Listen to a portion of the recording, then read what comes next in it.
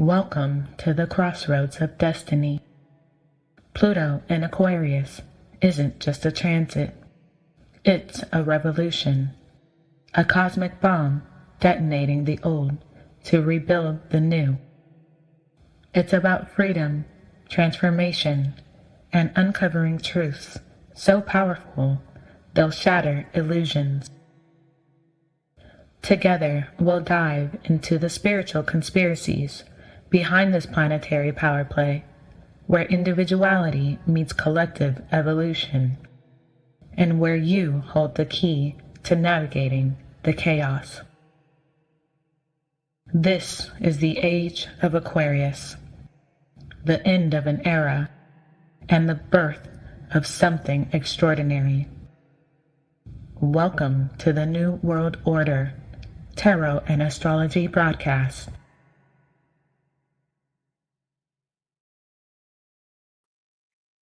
Hello, everyone, and welcome to the Pluto and Aquarius broadcast. I'm your host, Icy. And I'm your host, Lilly.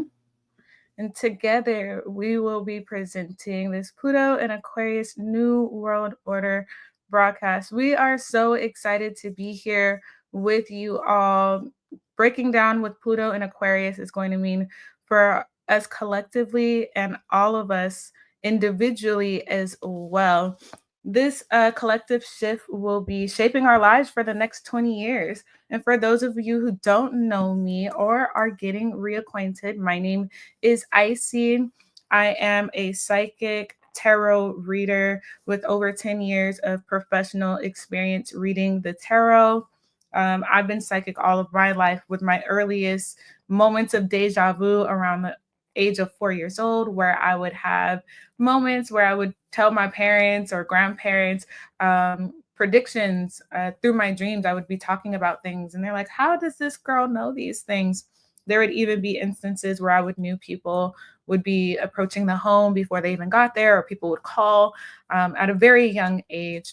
Over the years, I've developed my gifts offering tarot readings with intuitive insights to empower and transform.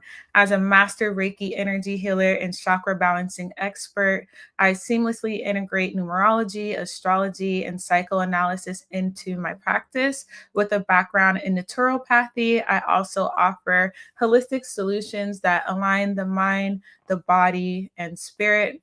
I am an empath. I channel through clairaudient, claircognizant, clairvoyant, clairsentient, mediumship, and remote viewing. And this is my co-host. Hi, everyone. I'm Lilly. I am an intuitive astrologer, kind of similar to Icy. I had a background of also being intuitive since a young age and knowing things that I shouldn't have been knowing and having insights to things that I never even was introduced to begin with. But my interest in astrology started at the age of 9. I got into it through Greek mythology, and I've been learning it kind of subconsciously ever since.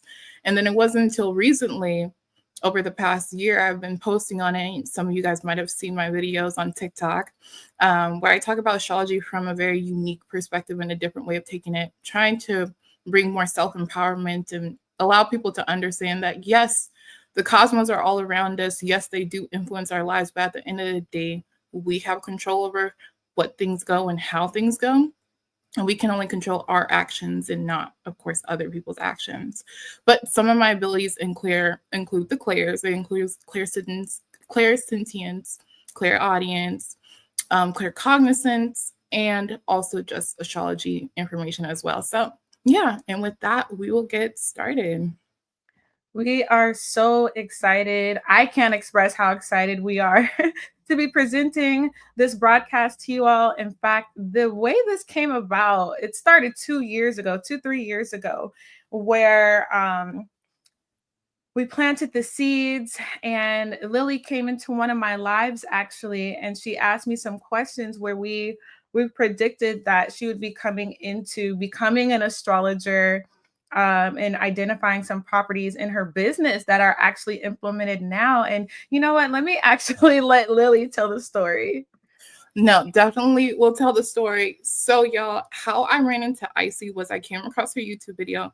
This was probably almost like 4 years ago or 3 years ago, give or take. It was back when Icy had like this pink hair. So for OG subscribers or followers, you might remember those videos. But yeah, she's always changing her hair. We love it. But it was probably the pink one specifically. And I thought and felt called to get a reading from her. And in that reading, I was interested in tarot at the time. This was at the time when tarot was just kind of getting started. We didn't see too many of them just yet, but it was definitely a thing. But she mentioned that she was seeing and she was picking up on astrology, which at the time was very new. Again, this was 3 years back, very new, hadn't heard much about it. So I was like, oh, okay. But if Icy said it, I'm listening. So I wrote it down. And sure enough, she told me that once I started my my platform, I would hit 1 million of something in some way, shape, or form. And sure enough, I did hit 1 million views on one of my videos a year ago. And I have over 1 million likes now on TikTok. So these things have been kind of coming true over time, the synchronicities, the alignment. But a big part of that was also taking action. And I think that's also something to know about anything within astrology and tarot, that if you do not put action behind it, doesn't mean these things won't happen. It just means the timing in which they happen might be a little bit more prolonged. And in my case, it took another year instead of, a year that Icy was seeing. But she's predicted so many things for me that have been further out than what they were at that time, that I find so amazing and how our connection is. And she can probably tell you more about her connection to me and how we got to here. So I'll pass that back to her. Absolutely. So as Lily mentioned, we started off by me giving her readings, but as I was giving her readings, I could see the enthusiasm that she had for her craft and the ideas she was presenting. The thing about Lily, she is very intuitive. So a lot of our sessions were more so me confirming things. And, sometimes I would channel things again, like she said, that she hadn't even considered yet. And through that, seeing her develop, I got really inspired and intrigued, and hearing the way that she spoke about her craft really empowered me to want to get an astrology reading. And I did. I've gotten several astrology readings, and she's predicted some really major life changes that have come about in my life, from topics that I began to study, intuitive gifts that I began to lean into more.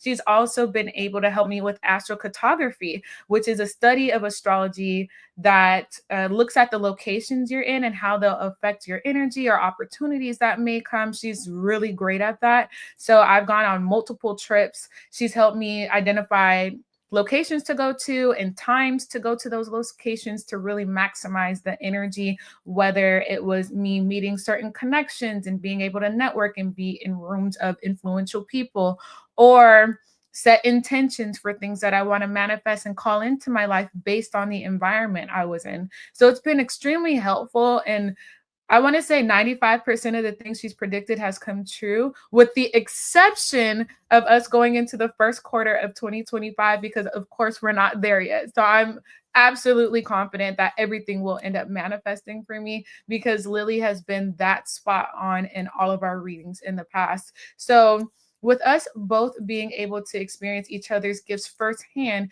the integrity of this live. We can vouch for each other's gifts and abilities, but also we know each other's quality of work. So it's just an amazing collaboration. I believe in her through and through, and I'm so happy that we are here together, because leaning on each other in community and being able to connect with one another spiritually is going to be such a big theme, especially as we're ingressing more into the Pluto and Aquarius transit. And I'll let Lily tell us a little bit more about what we'll be seeing collectively.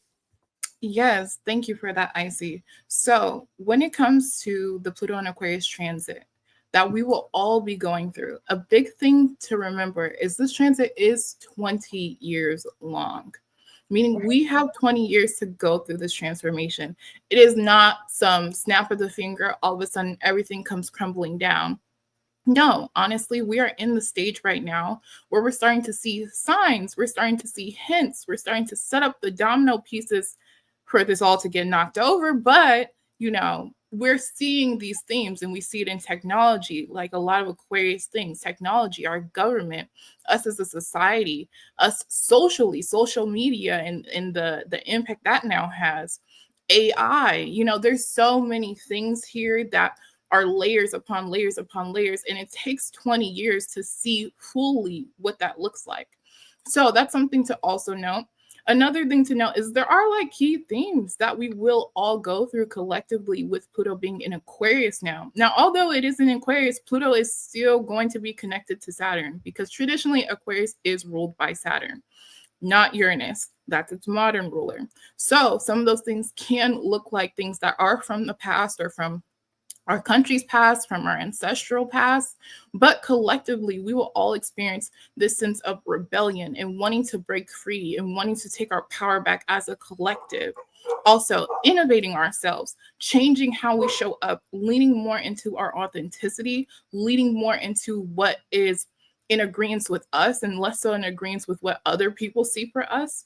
And then, of course, we do have destruction and things like that. But in order to have growth, sometimes certain things do have to be teared down. And that is what Pluto also brings. It is a wealth planet. It can bring lots of growth. But sometimes those things do have to, in a sense, die or be taken down so that we can grow from it, kind of like a phoenix. So, yeah. And with that, we will get into Tarot. Yes. So within the tarot, for those of you who are more familiar with the tarot, a lot of these things that Lilly just shared with us, we see in the tarot in the major arcana. We see it in 3 specific major arcana cards, which are the death card, the judgment card, and the star card. And usually the major arcana represent major shifts within our personal lives, but it can also represent major shifts globally. So with the death card, this talks a lot about death and rebirth. And it always doesn't mean a physical death, but rather an end to maybe a relationship, a thought pattern, or a certain interest. It can bring about an increased level of self-awareness through what we call the ego death. And usually when the ego death happens, it's something that we cling on to so strongly and we just know is going to be long term, or it's a phase in our lives where spirit will give us those signs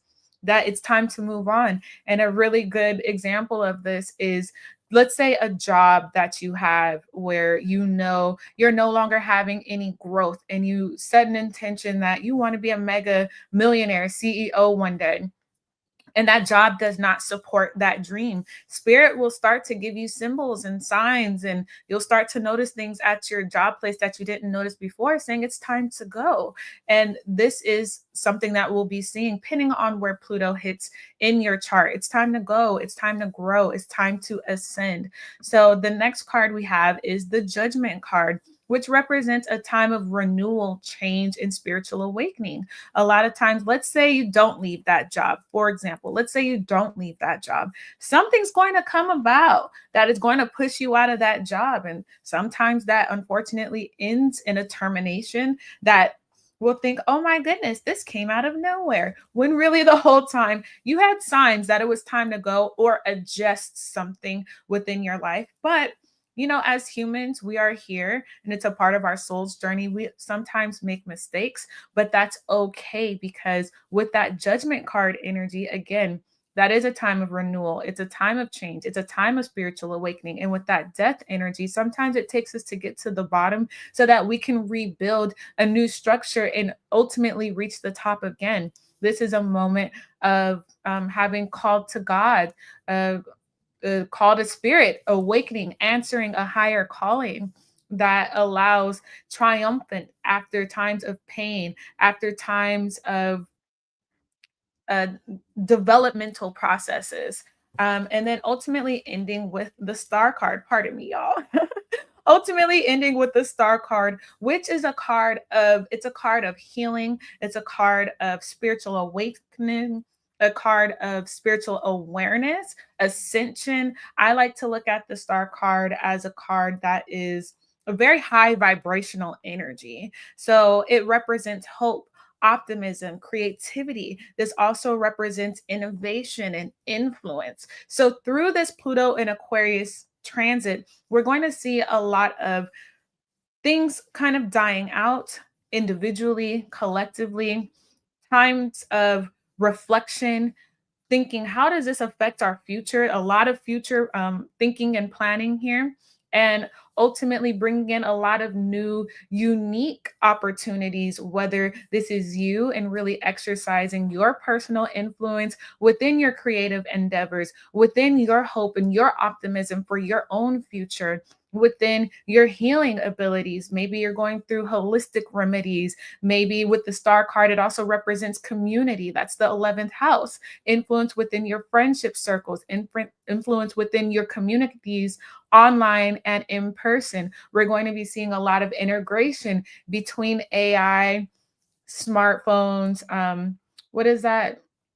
Technology, robots within the collectives, but also how do we integrate that on a personal level? As you can see, we're integrating it within our clothing and appearance, and we will see more of that, but also with astrology, we'll see names of constellations in products as businesses, maybe even people wanting to name their children after different constellations or UFO, outworldly beings. This will become a lot more normalized.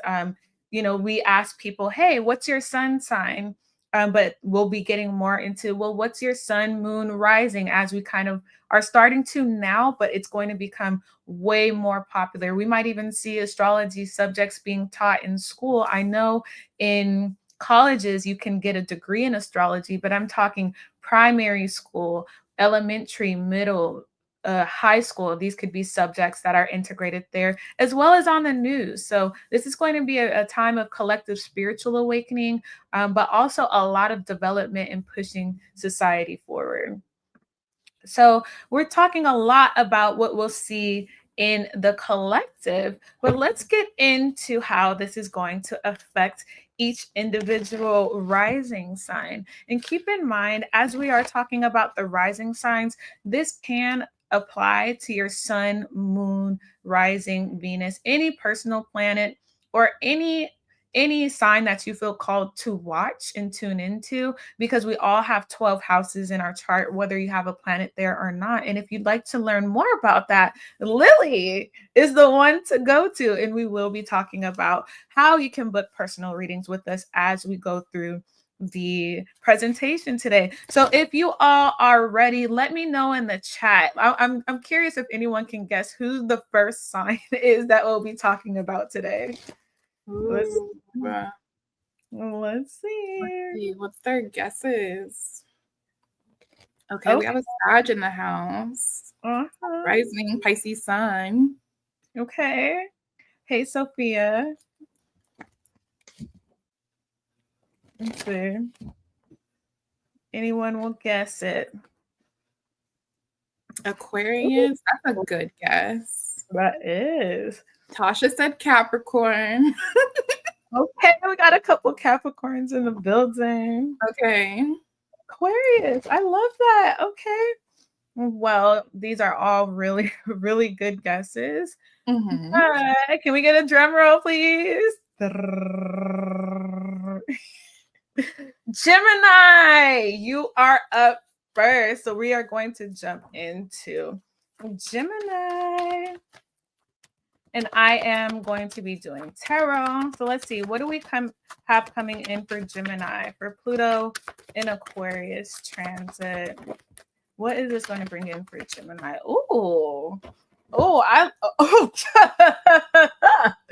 You get into that bag, Gemini. I know that's right. The 10 of Pentacles. This talks about longevity. This is creative planning. This is your future.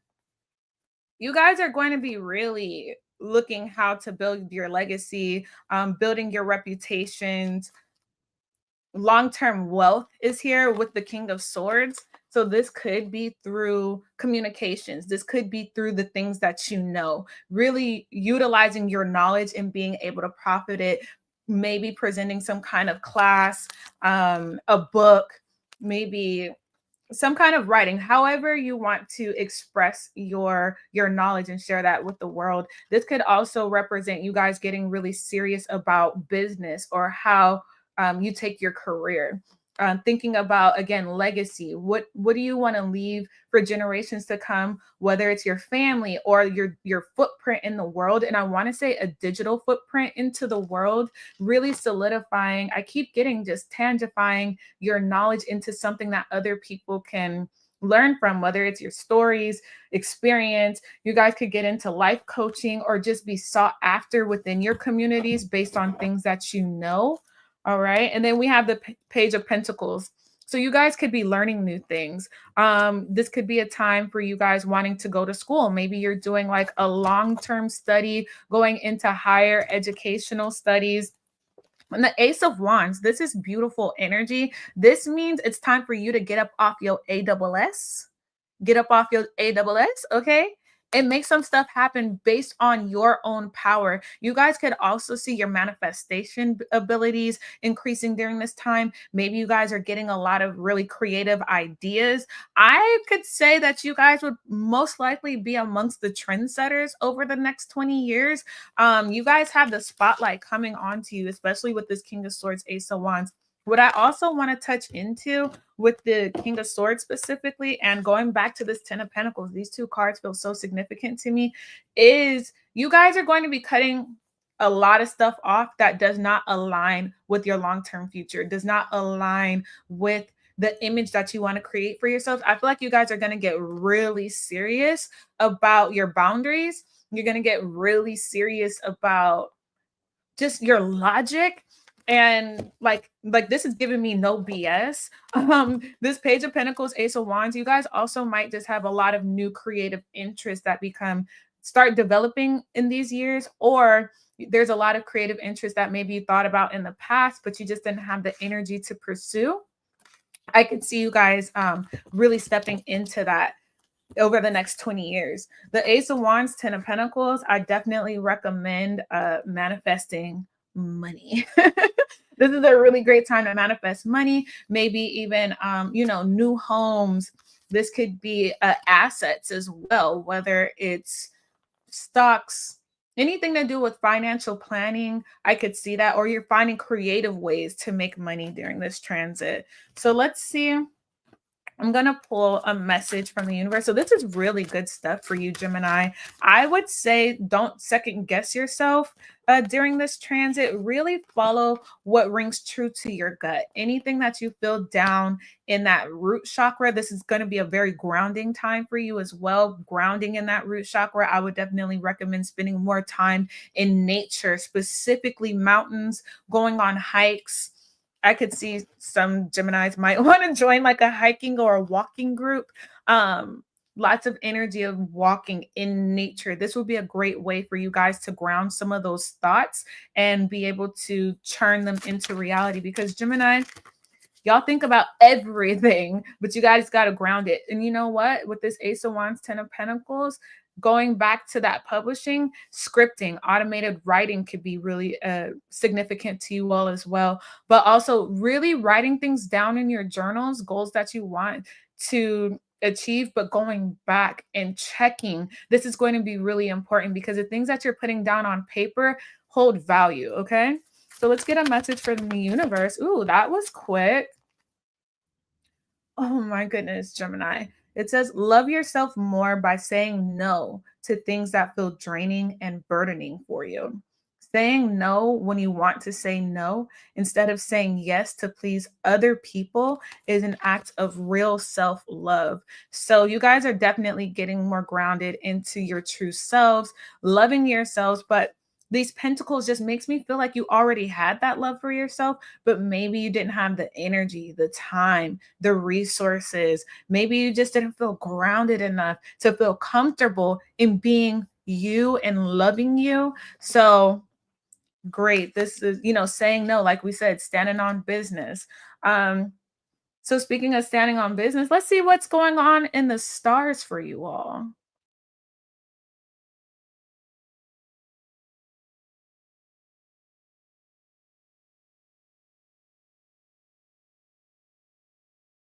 Oh, really quick. Sorry, Lily. We can't hear you, girl. Oh, so sorry, y'all. There we go. Okay. So for my Gemini risings, you don't necessarily have to be a Gemini for this apply to you. With astrology, we do have 12 houses, and our first house is our rising sign. Your rising sign is like your personality. It's kind of like the thing people see first. It's kind of the thing you tend to lean into naturally, and it shows up in different ways. So for Gemini risings, it's a lot of what Icy said, which I think is so cool to see how intuitively all things are connected to us. For you, you're going to see this transformation in your 9th house. But let's talk about where you came from and how you got to this point right now. You had Pluto and Capricorn go through your 8th house. You went through transformation.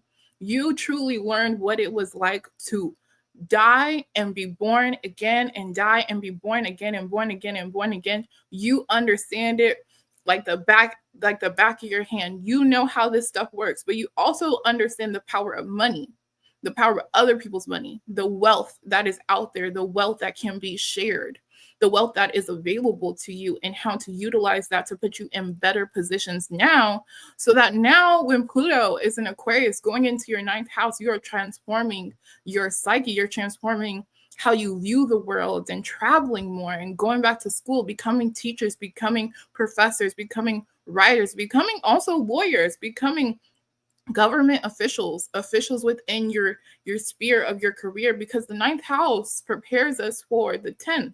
Every house prepares us for the next house. And so you guys are kind of gearing up to be this kind of generational leader for your lineage. But right now, for the next 20 years, we're taking it a little easy. You're exploring a lot more, and you're a lot more open, to learning different ways of life and different ways of living, and opening yourself to new groups and new communities. The 9th house is associated with Sag, and Sag typically are associated with hiking. So I think it's super cool and interesting that Icy was picking that up, because that's definitely a thing. I mean, Aquarius is collective. So you guys could join hiking groups, a new religious background group. You could move to a different country even. Like, there's just so many amazing things, but I feel like for you, Geminis, it's going to be all about expanding, innovating through expansion. So I think that's really, really awesome. But speaking of expanding, we do have to expand to the next sign, and that is my lovely Cancers. Cancer. I'm super excited for you. And you know what's really funny? I wanted to say a little something for Gemini really, really quick. Gemini, something that Lily and we talked about before is the power of your voice, and we just kind of talked about that now. So you guys will be really, really powerful leaders, okay? So take that how you will, but you guys will be able to amass lots of people toward you who will be very loyal and long and serious followers. So take advantage of that energy and use it for the good. Absolutely. But Cancer, let's go ahead and jump into Cancer. Let's see what's coming in for Cancer placements at this time. If you guys are enjoying this live so far, be sure to give this video a thumbs up. What do we have for Cancer? Do we have any Cancers here? Cancer, ooh, y'all got some times ahead of you. Wow, Cancer. This is going to shake some stuff up. This is definitely going to shake some stuff up for y'all, but I love the energy. We have the Fool. The Fool represents taking a risk. You guys are coming into a brand new energy, maybe feelings that you never felt before. But what I love about this is because for our Cancers, we typically like to recluse. We typically like to stay in our homes and what feels familiar. But with the Fool, I feel like you guys are going to want to explore a lot of new things. You guys could even be changing your look a lot, maybe changing your homes a lot. I feel a very fluid, ambiguous energy that's very explorative and not really caring so much about what other people think, what they're going to say, really stepping into that individuality. Some of you guys might be a little bit more experimental with your style, whether you want, I don't know how you want to dress, however you want to express it. It's going to be very, very different. Exciting times. But what's really interesting here is we get the Four of Swords with the Ten of Swords, as well as the Death card. And this tells me that you guys might spend a lot of time ruminating over the past, ruminating over endings, but then you come right back into the Fool. So there's a very kind of conflicting, interesting energy here that is really deep and very psychological with the Four of Swords and the Death card. This gives me a lot of energy of going really deep within to your psyche. You guys might be exploring more eighth house oriented topics.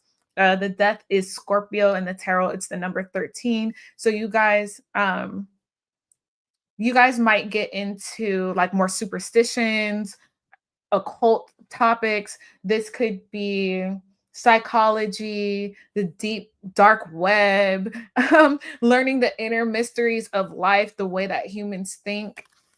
You guys could be getting really into this could be therapy for you all. Some of you guys, your dreams could be a lot more vivid during this time.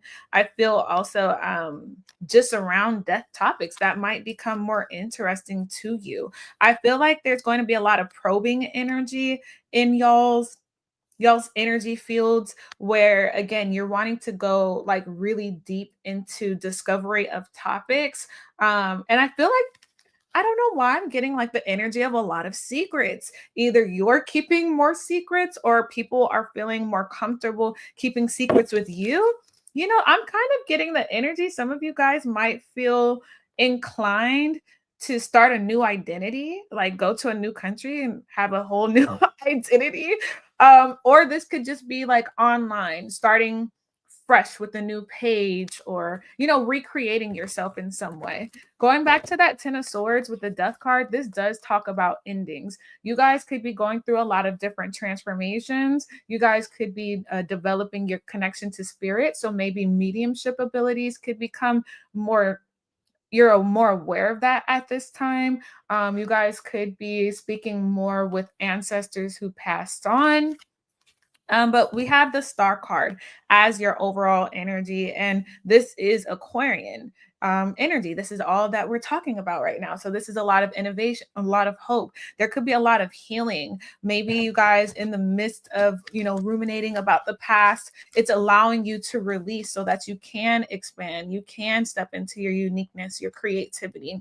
You can be more of an influencer within your circles, your communities, or even online. This is really a time to put yourselves out there, be unique, express yourselves. I definitely feel with the Fool and the Star card, the Fool is also Aquarian energy. I'm sorry, Uranus energy, Uranian energy. So it's going to bring in a lot of unexpected events, but ultimately it is going to push you forward into, you're going to be grabbing a lot of people's attention. So let's see. Message from the universe for you, Cancer. Wow. It says, try not to dwell too much on the past or spend too much time worrying about the future. All it does is steal your joy and sense of inner peace. Concentrate on the here and now and enjoy every moment for what it is.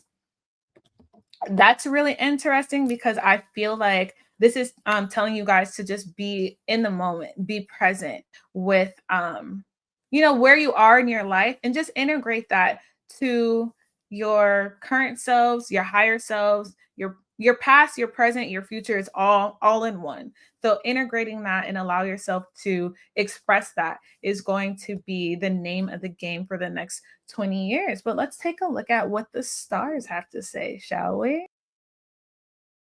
Yes, let's do that. So, for Cancers, my fellow sister signs as a Capricorn, you will be going through a lot of the themes that were mentioned previously, but let's talk about where you came from. Pluto went through your 7th house in the sign of Capricorn. You left behind anybody that was holding you back, anybody you had a karmic tie to, any dynamic you had within a relationship that just felt really, really imprisoning. Ooh, okay.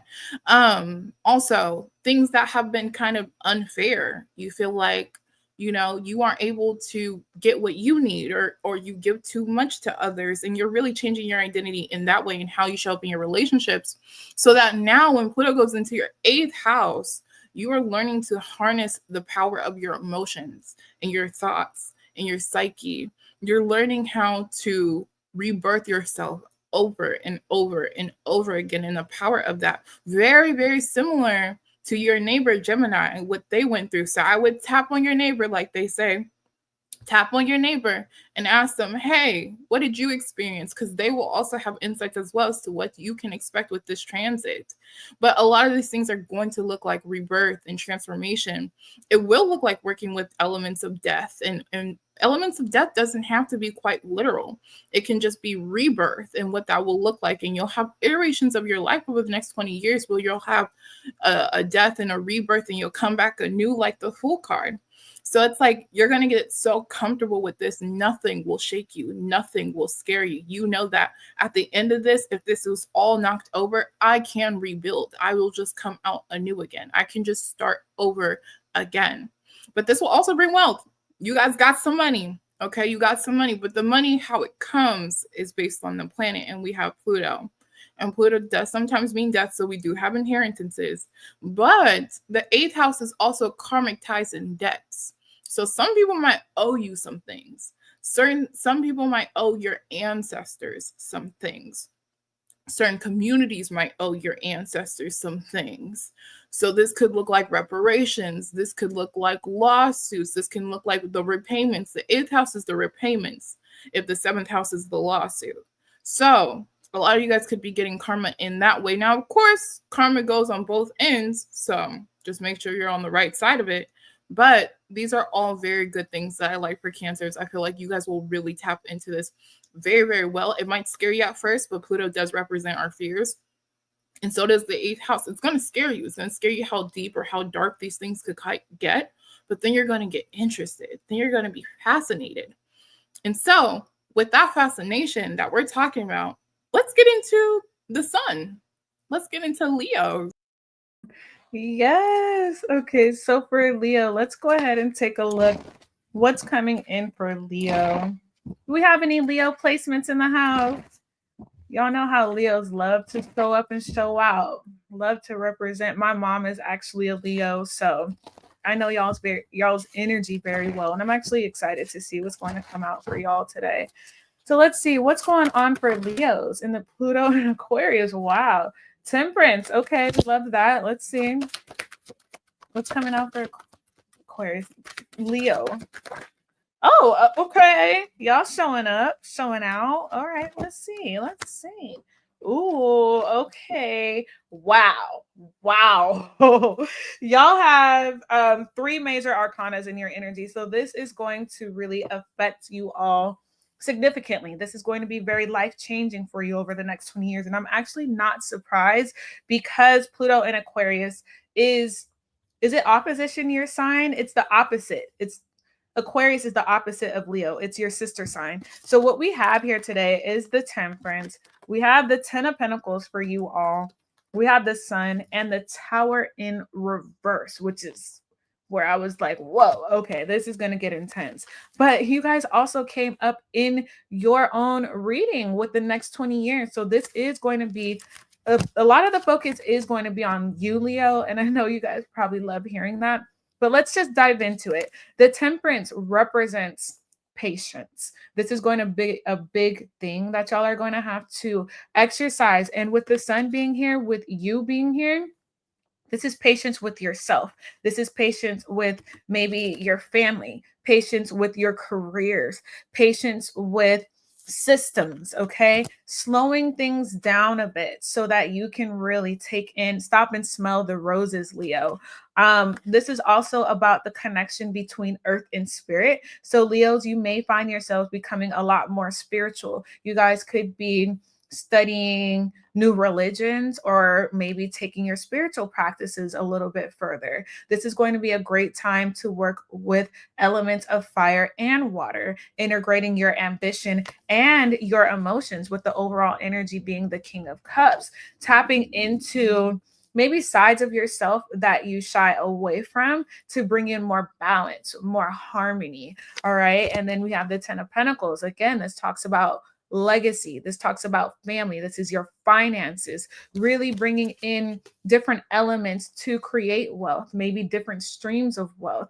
This could be diving deeper into your popularity and how you guys can show up and use your creative gifts to bring something that is both entertaining to the world, but also bring substance to the world as well. So this could be new products.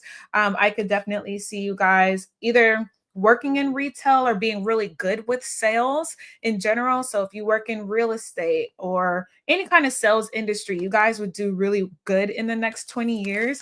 But this is where it gets a little bit tricky because we have the tower in reverse. And for me, the tower reverse, especially in this instance, is everything that you know internally is breaking down to rebuild something new. And with that, it is going to bring in a lot of emotions that maybe you haven't really had the time to sit with and explore. So this could create an, what is that called, an existential crisis when you're kind of just re-guessing who you are and what your role is and what your place is in the world, and you're connecting with something more in tune with the emotions and needs of others. And that could be really difficult because as a fixed sign, especially as a Leo, y'all are represented by the sun. Like, come on, everything revolves around the sun, right? So now with Pluto and Aquarius, it's taking your interest as the sun and shining that light on everything else around you, but being a person with the King of Cups who's very sure of themselves. So a lot of the external things that you were looking for, whether it was validation, connection externally, is going to be turned inward. So now you're going to have to really break down multiple aspects of yourself and figure out, who am I really? What am I really about? Are these things that I'm actually into? Are these things the things that I actually love? Or was I conditioned to learn some of these things and I did it out of habit? So that's going to be really deep for you all on an emotional level, but it's going to bring in such a beautiful energy where you're able to embrace more of your authentic emotions, your authentic feelings, finding the power within your energy to build, alchemize, and transform with the Temperance card. You guys could be more into, again, spiritual practices, grounding, connecting with God, connecting with spirit. But I also see the tower in reverse as an opportunity to avoid a lot of conflict. So the things, like, to me, Leo represents the entertainment industry, right? So we could even see this in the entertainment industry where reality TV is no longer as popular anymore. People don't want to see things being broken down or torn apart. We want to see it being built back up. We want to see maybe conflict solution. So there could be a lot. The tower is not an easy energy, to be honest. This is like upright. It represents a lot of tragedy. It represents a lot of loss or feeling unsafe. It could be a time again for a restructure. The tower will bring some kind of spiritual awakening, unforeseen changes. But again, with it in reverse, I feel like this is going within, and it's kind of the same energy but within. So you might be questioning your purpose a lot. You might be fearing a change. You might be wanting to be a little bit more avoidant of confrontations, or more of a listener rather than a speaker in certain things. You guys, it's going to feel uncomfortable because the tower brings, again, unforeseen changes, and fixed signs don't really like changing. So, but it is going to bring a lot of transformation. It is going to bring a lot of questioning your personal belief systems, or stepping into the new and letting go of the old versions of yourself. So it's a very, very, very, very transformative energy for you all. And I definitely have the confidence that you guys will be able to get through it by tapping into your authentic selves and tapping into your emotions, allowing yourselves to process your emotions, and just embracing anything that comes up with that. So let's see, we're going to get some messages from the universe and the cosmos. All right. It says, don't lose sight of the truth. You came here to this world, this lifetime, to evolve and grow. So it's necessary to experience the difficult times because that's when you grow the most. There's always light at the end of a dark tunnel. And you could use some self-care. So this would be a time of leaning into that self-care. What does that look like? Do you want to get massages? Do you want to listen to music? Are you creative? Do you write music? Do you paint? Do you draw? And then it says, no one said this whole life thing was a race. It's okay to slow down, and it's okay for you to schedule more self-care. So I definitely think that is going to be the remedy over these next 20 years for you, is really taking care of yourselves. So let's jump into the stars and see what we have for you all. Thank you for that, Icy. That actually is going to be really, really insightful for a lot of the Leos. And I do see a lot of those themes coming up, but I also do see some other ones. And Leos, I'm not going to sugarcoat it. Leo risings, particularly, that's who this is for. I'm not going to sugarcoat it. It's not an easy transit. It's not. It is in a sign that is connected to, it is in a fixed sign, but it is also in your sister sign. What does that mean? This is where opposites attract, but this is also where things repel each other. And so what you can see is that Pluto will be going through your 7th house, the house of other people, your relationships to others, those dynamics, what marriage looks like, what partnerships look like. And partnerships don't have to be romantic. They can be platonic. They can be familial. Your parents' relationships, themes like that will all come up in relationships in general, themes of that, other people's relationships and how you view their relationship as a couple. All of those things will come up. But what Pluto is going to do is it's either going to remove, bring in, or repel certain things. And you're going to wake up one day and realize some of the people you've been surrounding yourself with aren't in alignment with you. And those same people might also wake up one day and realize that you're not in alignment with them.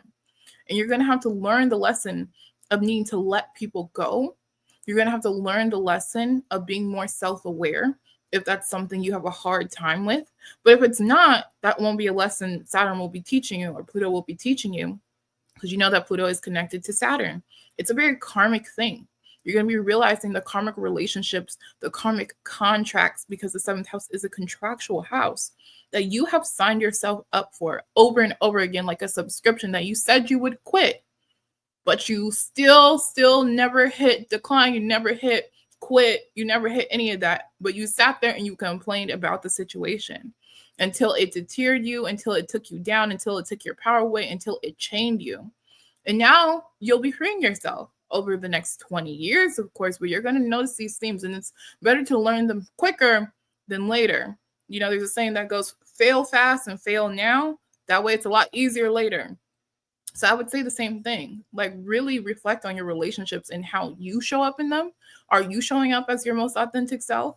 Are you showing up the way you need to for other people? Are you leaning too much on other people? Are you relying too much on other people? But some of the good things that could come with this transit is you might be attracted to people that are very different than what you once thought, or what you were always told you should be attracted to, or what you always thought was conventionally for you.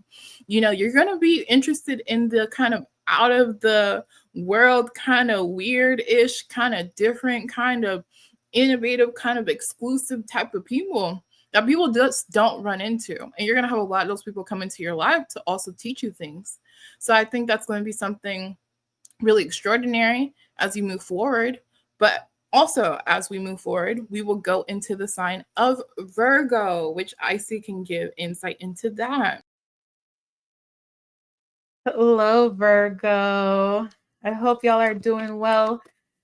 Let's see what we have coming in for Virgo for the Pluto. Oh, an Aquarius transit. Whoa, Virgo. The first card that came out is the Devil. What are y'all on? Let's see. What's coming in for Virgo, Pluto, and Aquarius? Okay. We got a lot of energy here.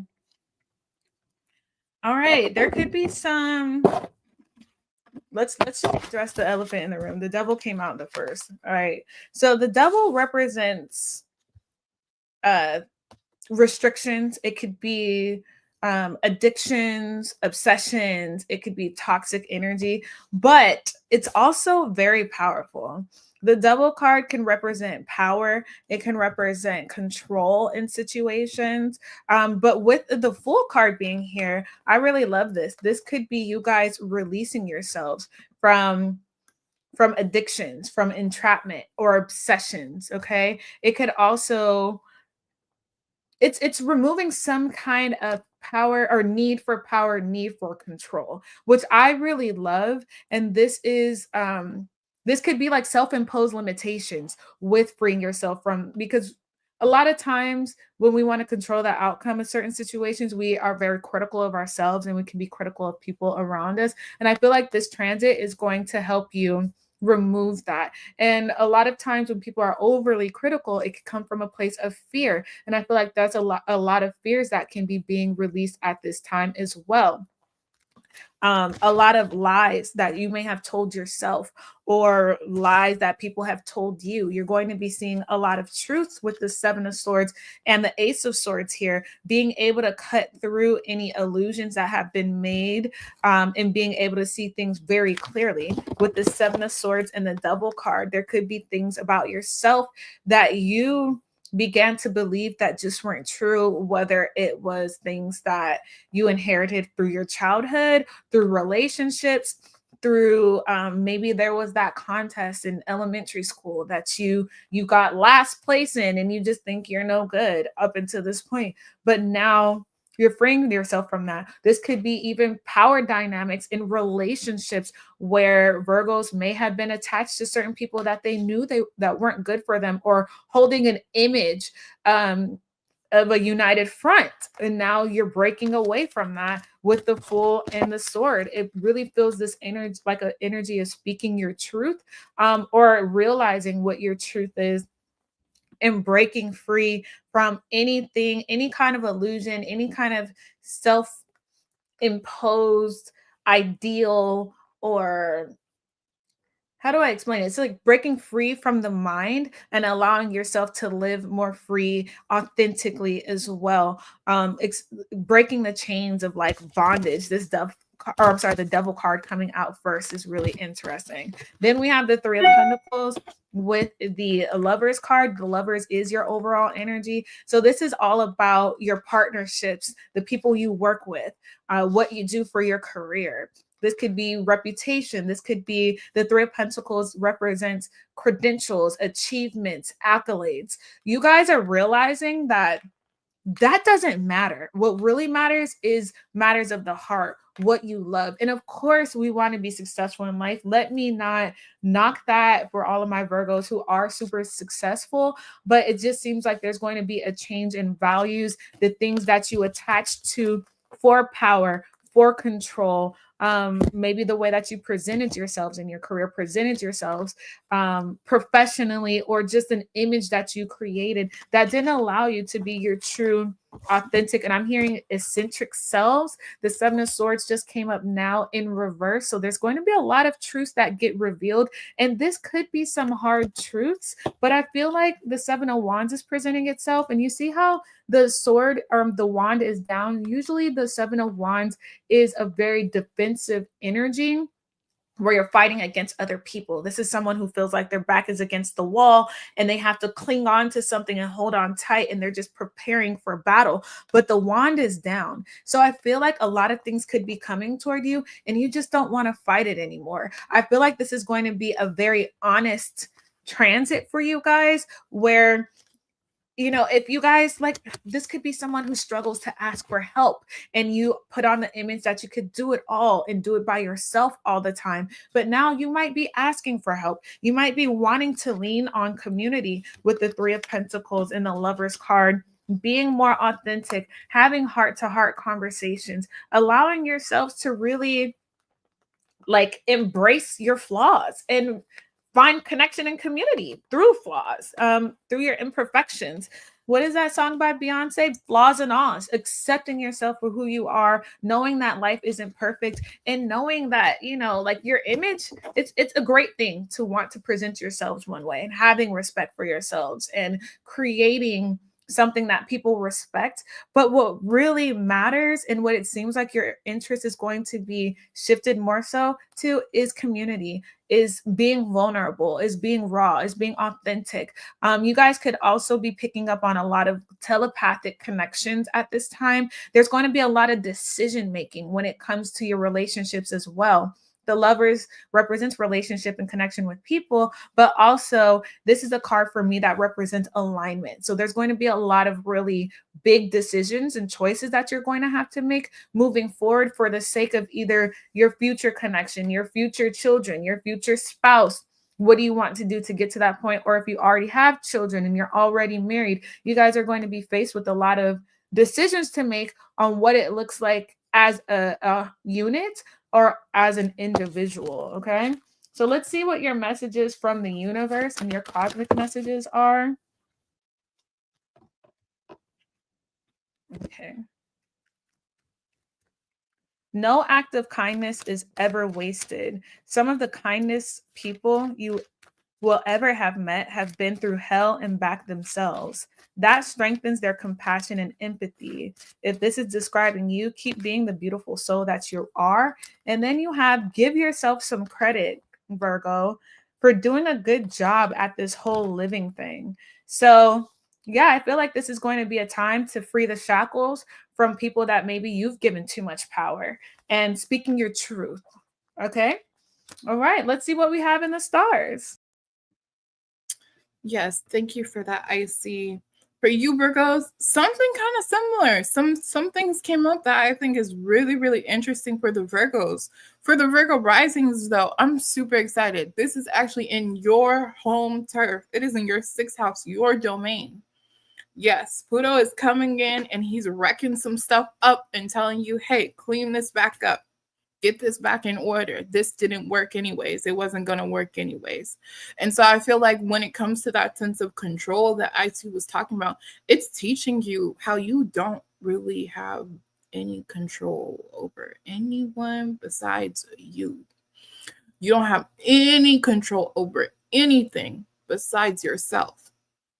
The quicker you understand that, the more powerful you'll become, because then you can control how you are in that situation. So these situations don't shape you or break you or make you. And so, yeah, for you Virgo risings, I see a lot of transformations in your day-to-day life. You're going to be learning every single day, and it's probably going to be in like minor ways as well. Like every single day, how to let something go and start over. Let something go and start over. Like the Leos, they have relationships. That's what they'll be going through. For you, it could look like jobs. It could look like health. Sometimes health is doing really, really well. And sometimes we get a cold, we get a flu. You know, we don't wish for that, of course. But these things do happen. And you'll start to understand that there really is nothing ever that we are in control of.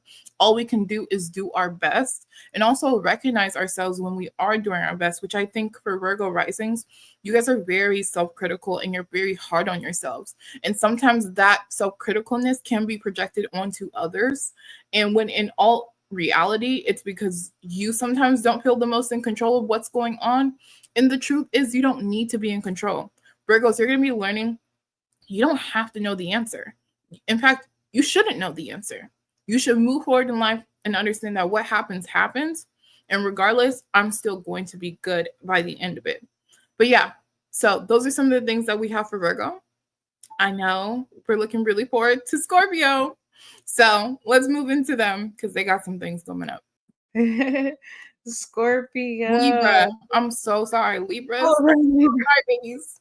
I love you. Libras are my favorite. I'm so sorry. Libras, we do love you here on our channel. Thank you so much. Okay, let's see what's going on for Libra. Libra, what is the Pluto and Aquarius transit bringing in for you over the next 20 years? Ooh, okay. Okay, Libra, stand up. I know that's right. Wow. This is really, I love how much, if you guys have been watching the major arcanas that are just popping out, this is a really huge transit, y'all. So Libra, we get the Chariot as your first card out. I love this card. This is the 7th house. This represents, it could be partnership, but really in the tarot, it represents leadership. It represents being able to overcome, stand up for yourselves. This is, to me, this is like the true honest leader, the leader that doesn't have to do much. Whereas in the tarot, we might see the emperor as a leader or the hermit as a leader. But the chariot is somebody who's just very caring, very like, think about like the paramedic, right? This is a figure of society that we definitely appreciate, but they're not put up there with the doctors or maybe the nurse, that we are very appreciative for, but they kind of are notched down, but they're there. I love it though, because this is a very selfless energy, is what I'm trying to say here, who does it not necessarily for the recognition. They're very supportive, and they move forward. They're forward moving. So this is going to be a time of growth, of expansion, but for you moving forward on your own accord and feeling confident in that and not staying stuck or stagnant. This is somebody who's gone through a lot of adversity in their life and have been able to overcome. So you guys, maybe this is a time of you wearing your struggles as a badge of pride, as a badge of success, as a measure of growth within yourselves. I also see this energy as you guys becoming more determined and more focused about what it is you want to do next in your lives. Really feeling like you have more direction. Things aren't all over the place. You're very decisive in your choices, especially with the judgment here. You guys are going to have some kind of purpose, some kind of calling. It could be associated with something you're currently doing now, or it could be that you go in a completely different direction. Whatever it is, you're going to feel very sure of yourselves. You're not going to be second guessing. I also see this could be an energy of y'all going into public speaking of some sort. So maybe being a life coach. I see this more so as maybe hosting seminars. Podcast could even be a thing for you all. Maybe you're doing voiceover work. Maybe you get pulled over into that. Let's see. Yeah, I feel like you guys have a story to tell. This is also making me feel like your clairaudience abilities might start picking up, hearing messages and divine guidance from spirit. But then you also have this Two of Pentacles, which is funny because we're talking about a lot of decisive energy, right? I feel like you guys are going to be really focused on, because the Two of Pentacles could represent things kind of being up in the air, weighing out the pros and the cons.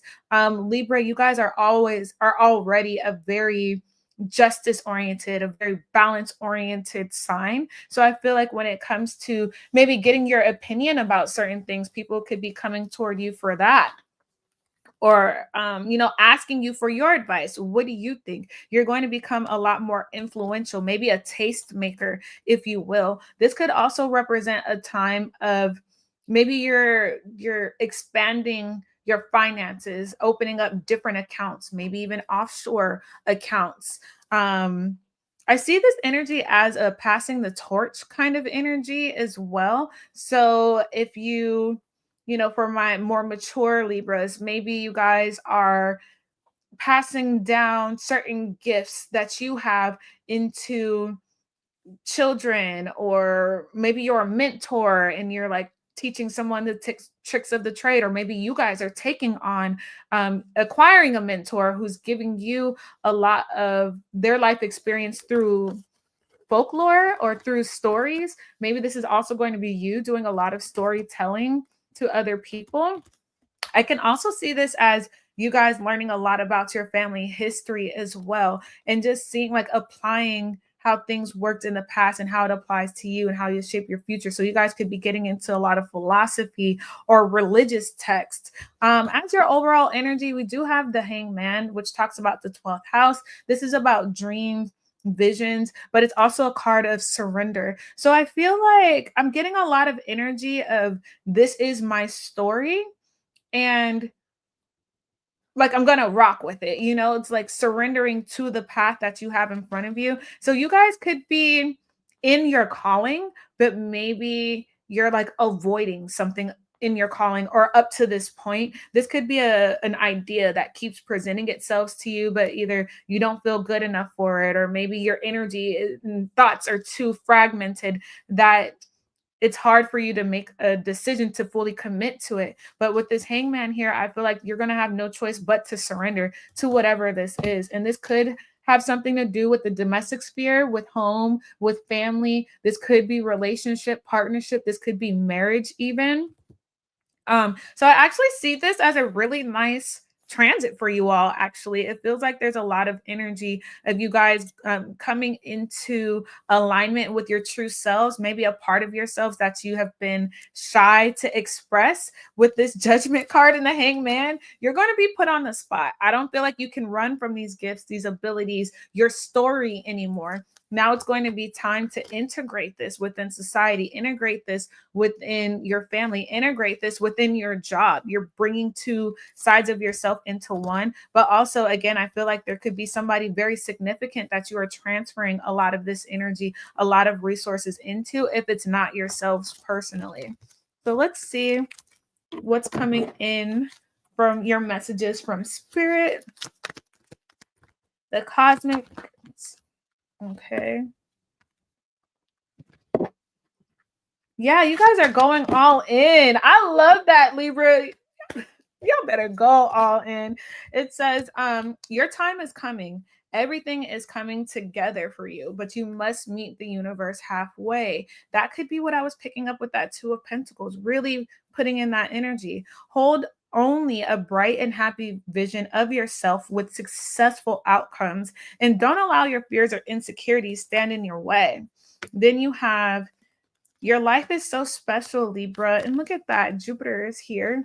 Your life is so special, Libra. Treat it with loving care. So you guys could be realizing that, just how lucky and how special your life is, and expressing a lot more gratitude. And then you have, when you find something that excites you, go all in and enjoy the ride. And that could be what that Chariot was telling us. It's time to go all in and enjoy the ride. And we're going to take a ride out to the stars.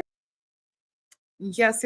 Let's do that, Libras. Now we're at Libras. I love you guys, by the way. So for my Libra risings, I have tons of those in my life. This is a transformation going on in your 5th house. This is fun. This is exciting, babe. This should not be something that you are scared of. You have Pluto go through your 4th house in Capricorn, a house it doesn't even like to be in. You know, you've had changes within your homes. I know tons of Libra risings that moved homes, moved countries, had things happen within their family. Traumatic things, experiential things, things that they just weren't expecting at all, but they got through it and they're here today. They are here today. They are stronger. But now they're feeling like they need to liberate themselves. With Pluto going into the 5th house of self, creativity, romance, and children, this could be looking like you changing the way you date and who you date and how you show up in the way you date. You could be changing your look. You could be popping out. What Kendrick say, pop out and show what? Don't say it if you ain't black. But you know what I mean. You know, you get it. But, you know, sometimes you got to put on a little bit. You need to show out a little bit. I think y'all been too demure. You've been actually too mindful, too demure. It's time to be less demure. Still mindful. Still be mindful. Still be mindful. But, you know, it's time to show out, show up. The 5th house is a Leo house. Now, to have Aquarius in a Leo house, I can understand how it's already really hard for you guys to be different. You guys always want to be complimentary to other people. But now you're like, no. Actually, matter of fact, I don't care. Matter of fact, I don't care. Matter of fact, you guys need to start looking at me. I'm going to be setting the trends now. Because again, remember, this is an Aquarius. This does agree with your rising sign. It is helping you, it is aiding you. And that's why I'm so excited. I feel like you guys will be a little wobbly, you know, in the beginning of like coming into this energy of just not giving up. But I feel like you guys will get it toward the end of it. You will. I feel it for you. But you could see a lot of rebirth in your relationships. The people you date could get real intense, real passionate. You could break up. You could make up. You could leave, never come back. You could go on to become famous. You could go on to have your own business. The 5th house is a house of entrepreneurship. It's also a house of gambling. So watch out for the money. Okay. It is a gambling house. It is a chance house. So watch out on that.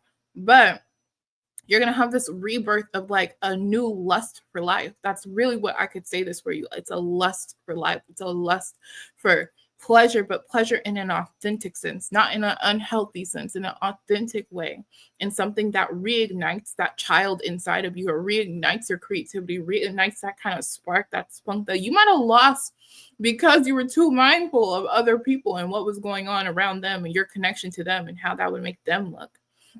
So these are all, very good things. I feel like this will be a very empowering transit for you. I feel like you will come into your own. You'll have that independence of like what Icy was pulling. I think she pulled the full card, but if not, it gives very much the full card, but it almost gives the Magician too.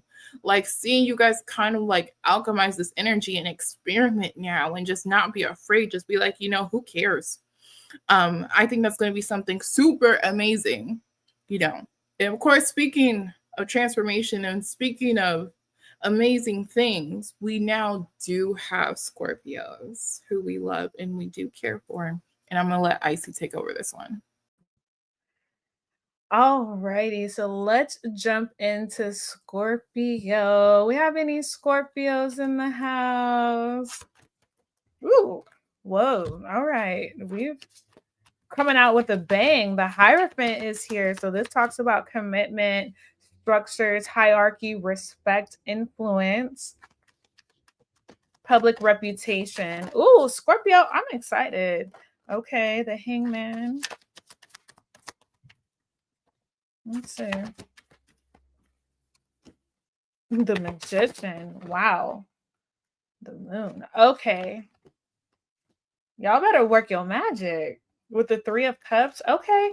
All right. So what I'm getting for you all, Scorpio, is definitely a time of power, power, power, and influence. This is going to be an amazing time of manifestation.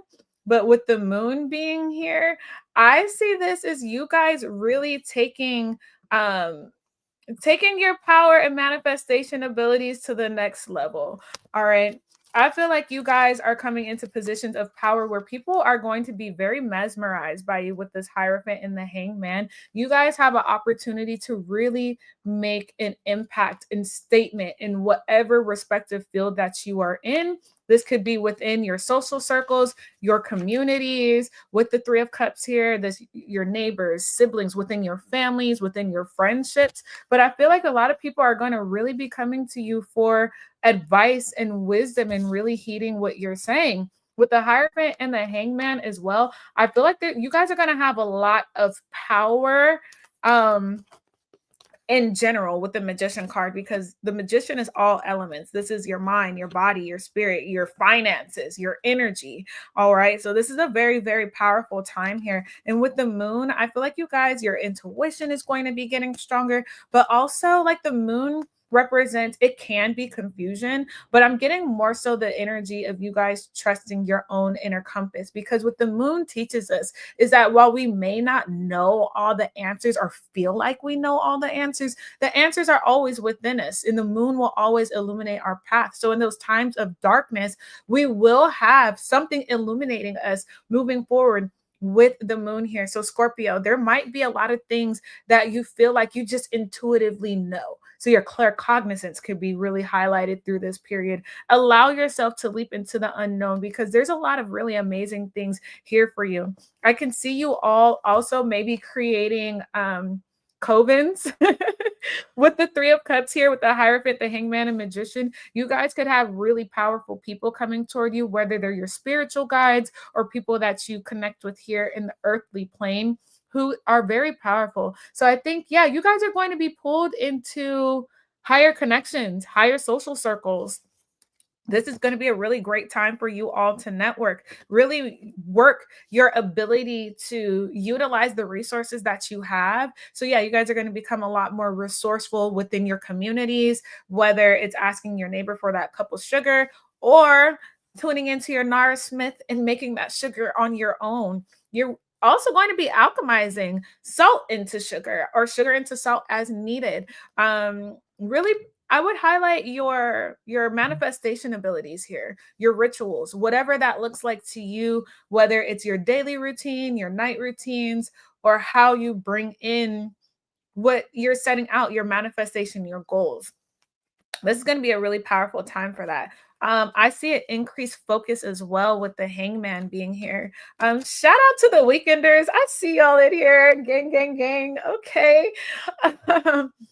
This is going to be a really great time with the hangman and the moon to get deeper into your mind, into your subconscious. So maybe looking into areas like hypnosis would be really great for you, or really paying attention to your dreams and holding power. Also, really tuning into the ability to be a visionary.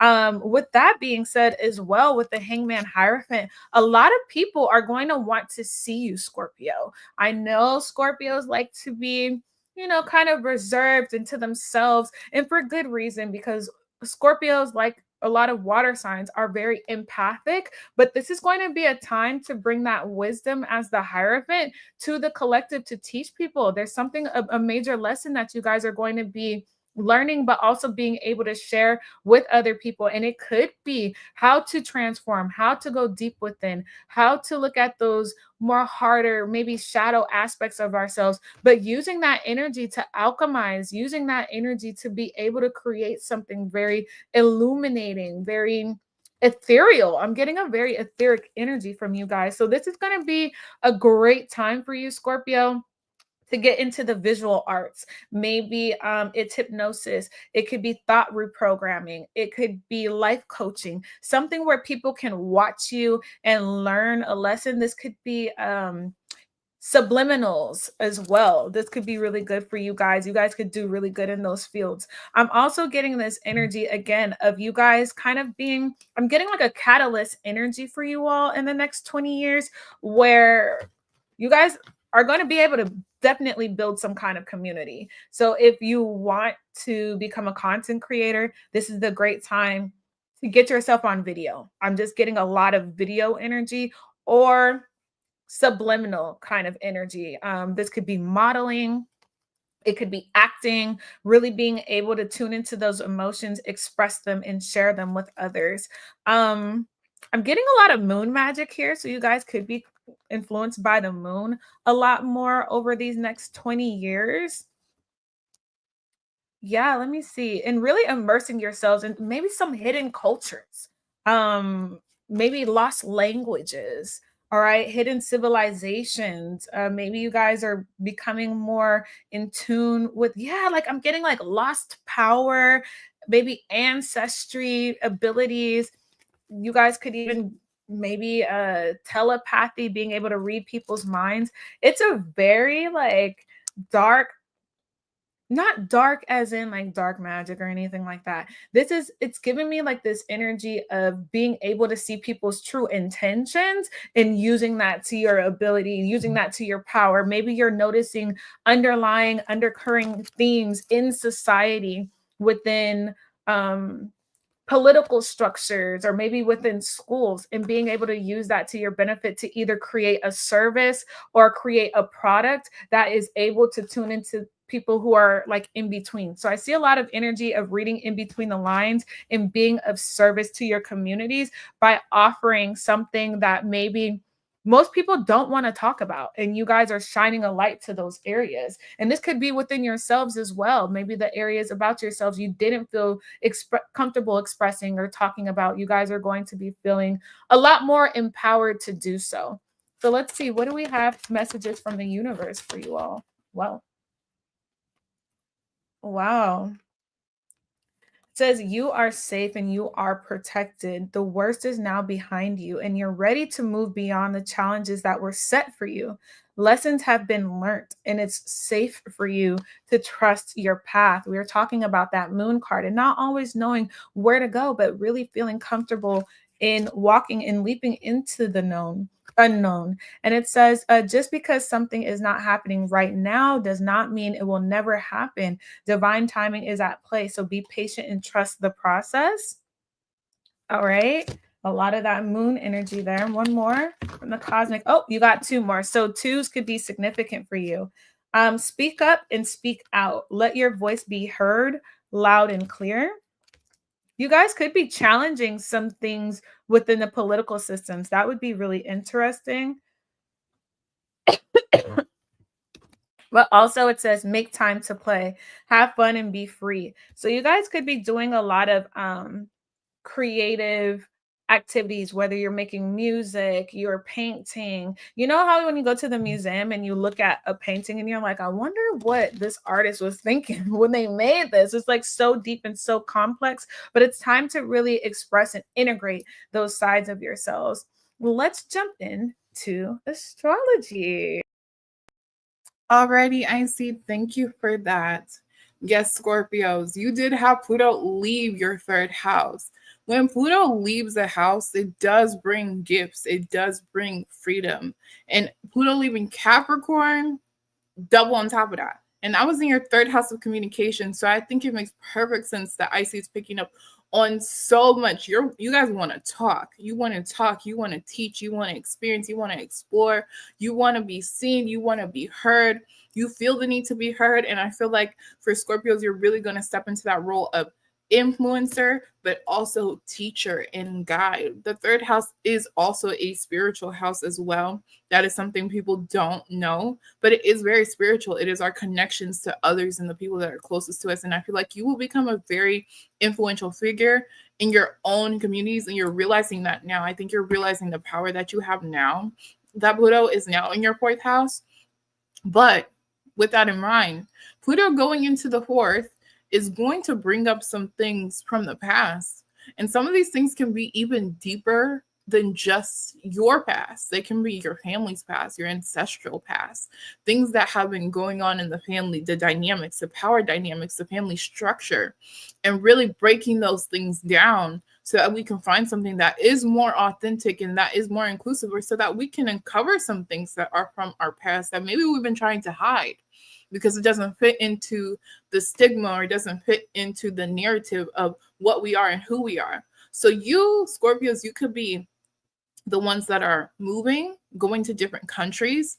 You could be the ones that are guiding your family through your ancestral line, through things that happened in the family, through things that should be talked about, that should be discussed, that should be worked on, that should be improved. Because that's very much what Pluto in Aquarius looks like: improvement, innovation, finding the authenticity within that. So some of these things are going to be really shaking because the fourth house is your foundations. It is your private life, the things you keep to yourself. You really only share that with your closest people. If you thought the eighth house was a secret, the fourth house is a secret. So it's like you wouldn't know unless you lived in the home kind of thing. You wouldn't know if you grew up with this person or if you were blood. So it's like these are going to be some of the things you're going to see come up for y'all. But you're going to gain this new power by the end of this 20-year transit. You're going to feel free. You're going to feel like, home is wherever I go. Home is wherever I set roots. I control my lineage. I control how we move forward. I have that power. And you're going to be learning that power over the next 20 years. And it's not going to be easy. The fourth house is a very personal house. It is your emotions as well. You're going to be uncovering certain emotions you didn't know you had. Certain emotions might not even be yours. They just might be your family members' emotions, your ancestors' emotions that they never got to express. But now, since Pluto is no longer in your third house, you have the power to express it. You have the power to alchemize it into something productive, into something people can use, into something inspiring, into something that's guiding others, which I think is going to be super, super cool for you, Scorpios. So I am rooting for you. Trust me, I am rooting for you. But with that, we actually are going into something quite interesting now. I see.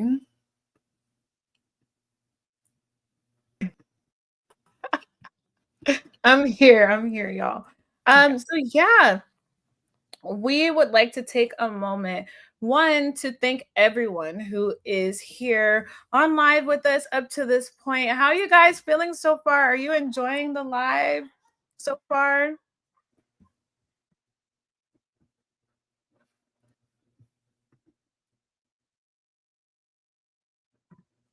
Beautiful, beautiful. We want to take this time to actually extend some services that we have to you all. If you are interested in booking with either of us, our information is down below. You can see it's been there. Let's see. I'm sorry. My dog just started barking and that just threw me off a little bit. But what I do want to say is, as we were speaking about Scorpio, Scorpio is a sign of transformation. And I wanted to actually present an opportunity for you all to tap into transformative energy as we go into the new year. So I do have a service that I would like to share with you all called the Life Force Activation Service that I am offering exclusively to everyone who are watching right now. It is a great way to step into alignment as we go into next year, 2025, which is a 9 year in numerology. This represents expansion. It represents kind of dancing to the beat of your own drum. With this service, the Life Force Activation, it features distant Reiki energy healing, which is going to be soothing the restorative aspects of your chakras to revitalize your life force energy from the comfort of your home, really stimulating that solar plexus chakra, which I like to call as the God force chakra. When this one is balanced, you feel really empowered to step into whatever it is that you desire with full confidence, full authenticity. The Reiki is going to work to heal and clear energetic blockages. I'm also including a candle blessing ceremony that is a personalized ritual to amplify your intentions and invite divine energy into your life. It's infused with prayers, mantras, and energy work specific to what your goals are, such as areas of love, prosperity, healing, abundance, finances, and spiritual growth. And it also comes with a tarot reading with deeper insights on the 2025 year ahead, tailored to your current life journey. This will illuminate the path ahead, reveal hidden opportunities, and provide spiritual clarity for your next steps. That is currently available on my website at 50% off exclusively for you all watching today. And I'm going to drop that in the comments if you guys would like to go over and book that service. The report is going to be compiled into a PDF form, which you will actually receive within 24 hours of booking. And you'll get more information about how the Reiki is done, when the Reiki start time will be, and pictures of the blessing ceremony. And again, you'll get that tarot reading report as well. So this is really great to get your energy in tune and aligned as we go into the new year. Again, it is a sacred package fusion of healing modalities, spiritual insight, and personal guidance to help you reconnect with your essence and manifest clarity, balance, and vitality. And Lily, I heard you got something for the people too.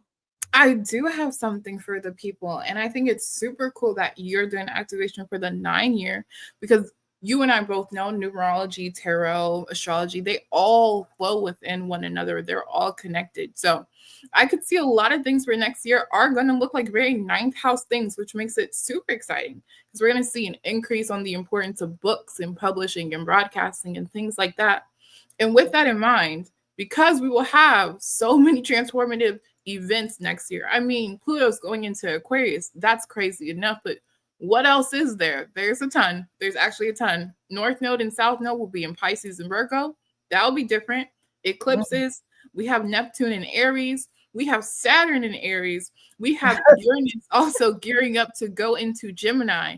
These will be tons of changes on top of Pluto being in Aquarius. So I feel like it's going to be very beneficial to know what's happening based on your rising sign, because that's also going to be super important. But whether you use your sun or your moon, because your sun could represent your career, your moon could represent your home. If you want to use any of those things, I am doing a pre-order for my book. It's the 2025 All Signs horoscope book. It will also include, which is special to this live broadcast only and the people that are here, it will also include a bonus book, meaning when this book is launched, people will not have that bonus book, which the bonus book will include Pluto and Aquarius for each of the rising signs over the next 20 years. So some of the themes that we talked about here very briefly, but more details on what specifically that could look like specific events. Like, what should I be on the lookout for, Lily? Like, what should I know?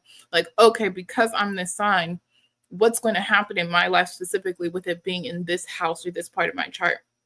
So those are all going to be things that, again, are exclusive to the people that are in this live. And that's on pre-order. It will get launched at the end of this year. So on the 31st. So you have now until the 31st to get it. But specifically the people that are in this live, you will have access to this link today for the bonus of the Pluto and Aquarius, which I'll also drop into the comments. And then, of course, I'm also doing a sale and a promotion on my services. Like Icy mentioned, we do use each other's services, and some of the services that are usually my most popular ones happen to be birth chart readings and astrocartography readings, and also romantic synastry readings. So if you want to know if that relationship is for you, is it really going to last that long? Is it even going to make it to next year? Is it even going to make it to tomorrow? We can find that out. We can find out. And how can we make it last till tomorrow? And also with astrocartography, if you've been feeling like your surroundings, you feel like there's more out there for you, and where exactly is that? Where is home for me based on what I'm looking for, whether it's more growth in my career, it's romantic relationships, it's better friendships, it's more growth just in general, it's better health. You can find all those things through astrocartography, which I can help you with, and help you with timing it, because timing is definitely of the essence, and timing is very, very important, as we all understand, to these things. And so we can navigate that as well. And then, of course, birth charts. Birth charts, of course, are my most popular. So that's how people discover me. And you can learn more about your path and your journey and your purpose in this life and your gifts and your talents and the people you'll attract and how you can attract them better and the style that looks best on you. And there's just so many details we could get into in the nitty gritty. And that's why I really love doing these types of things and these types of readings. And if I didn't mention a reading that you're interested in, I promise you, I probably do it. So you just have to mention it to me. You can, of course, reach out to me through my site, which will be in the comments. But yeah, that's what I have for y'all. Yes, I love how thorough you are, Lily. See, this is why I love her, y'all. Yes. Go ahead and plug my little services in too. So I do offer tarot reading on all areas of life, and I really specialize in business development.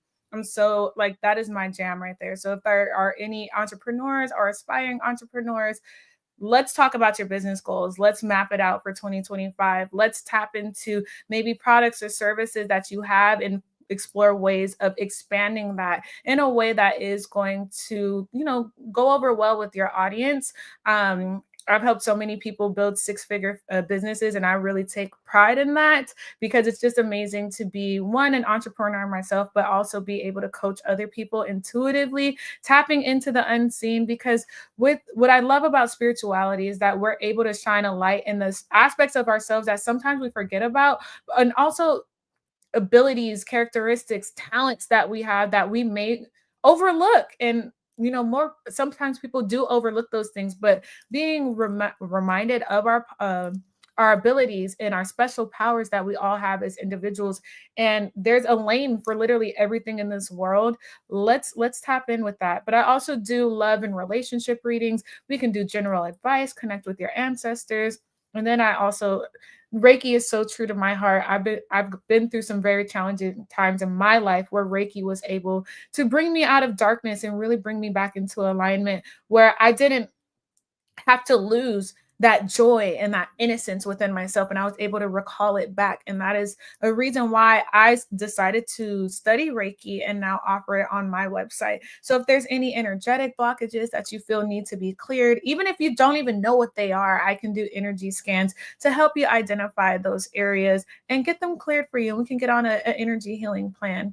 So with that being said, I know you guys have some questions for us, and we will be getting to that later on in the broadcast, where you guys will be able to actually do a question and answer with us live. We have some special guests that will be coming in as well. So let's get through these last few signs and then we'll get into it.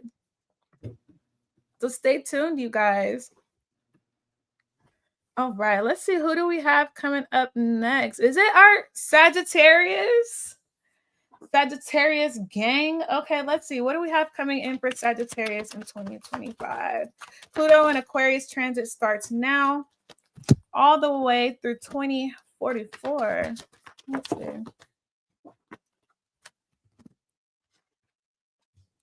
Okay, Sagittarius. Sagittarius rising, sun, moon, rising, Venus. North Node. This is a time of expansion, you guys. This is a time of planning for the future. I actually love this reading for you guys. Oh my gosh, Sagittarius, y'all are about to be a force to be reckoned with. Let me tell you. You guys are finding your happiness. You guys are on the pursuit of happiness. What does that look like to you? How do you share this with the collective? You guys are going to be coming into a lot of truth as well about your power and not dimming your light. This is amazing. There's a lot of alignment, authenticity, energy. I see a lot of energy healing for you all. So you guys might even want to get into energy healing services. I see a lot of creative energy for you as well. We have the Ace of Wands with the Sun. You guys are actually being activated at this time into your authentic truth, your power. This is going to be a time of, I'm hearing reckoning, but really this is about making your statement in the world and really embracing the impact. I see a lot of warmth coming in here. We have the Three of Wands with the Justice card. Some of you guys could be going into higher studies within legal systems. It doesn't necessarily have to be. Maybe you're wanting to go into relationship counseling or teaching. Maybe even you're learning about influence on other people and how to balance the scales of influence, expansion without making other people feel minimized. Like, I feel like you guys are creating inclusivity for other people. I see a lot of energy here around truth. So you guys could be searching for truths, whether it's within topics that you want to explore, places that you want to adventure. And you guys are just, I feel like a very confident energy is coming in for you guys with that solar plexus energy being activated. And I'm not surprised, as we were just talking about the 9-year, the 9th house is associated with Sagittarius, the philosophers, the seekers, the adventurers. This could even lead you guys to wanting to travel, not just locally, but overseas travel, or maybe you're learning more about countries that are foreign to you. I see a lot of things balancing out. The Sun with the Justice card, I'm getting the energy of a lot of balance coming in, a lot of karmic balance coming in the best way possible. Of course, if you've been doing the work and you've been putting out nothing but good energy into the universe, this could be a very powerful transit for you guys to, again, ultimately pursue the pursuit of happiness. And what does that look like to you, and living authentically into that, or leaning authentically into it? With the King of Wands, the Three of Wands, and the Ace of Wands, I feel a lot of individualistic energy here, feeling very empowered to go. And maybe you guys are going to be doing a lot of solo travel, a lot of solo pursuits. You guys could be creating movements on your own that start as an idea and turn into a huge movement. I mean, huge global impact, whether you guys are setting trends for something that picks up on another side of the world, or you guys are traveling the world, maybe doing a book tour, doing if you're an artist, you guys might go on your first solo tour or decide to tour at this time in some way. I see a lot of energy also around how do I want to say this? It's like you're integrating your performer side with, again, bringing a lot of warmth and excitement. So you guys could be going into entertainment if you're not already. Pardon me. Pardon me. You guys could be going into entertainment if you're not already in that field. Or you guys are going to be pushed into it. Okay. A lot of creative expression, a lot of initiative is happening at this time. I also see you guys becoming leaders. You guys could be becoming some kind of coach, whether it's athletic or a sport adventure. This could be life coaching, using your life experience, and people are going to be really looking at you guys and like, oh my gosh, if Sagittarius could do it, I can too. So let's pick up some messages from the universe. Yeah, I just feel like you guys are going to become a lot more individualistic. It says comparing yourself to others keep you stuck in a cycle of guilt and shame and continues to separate you from your blessings. It keeps you small. Understanding that everyone has their own journey, which unfolds in divine timing, then know that your time will come. So This is telling me, especially with what we've seen, maybe you guys are coming out of this energy of comparing and accepting that everybody has their own lane and everyone has something unique to share with the world. And then you do have check in with your body and release any tension that you are carrying. So I could definitely see you guys becoming Reiki healers, or maybe going into massage work, becoming personal trainers, maybe yoga instructors, or this is just you getting more in tune with your body and becoming more fluid with your movement. I could see you guys becoming nomads, even if you have that ability, or maybe you'll grow into that at some point. Flight attendants, even.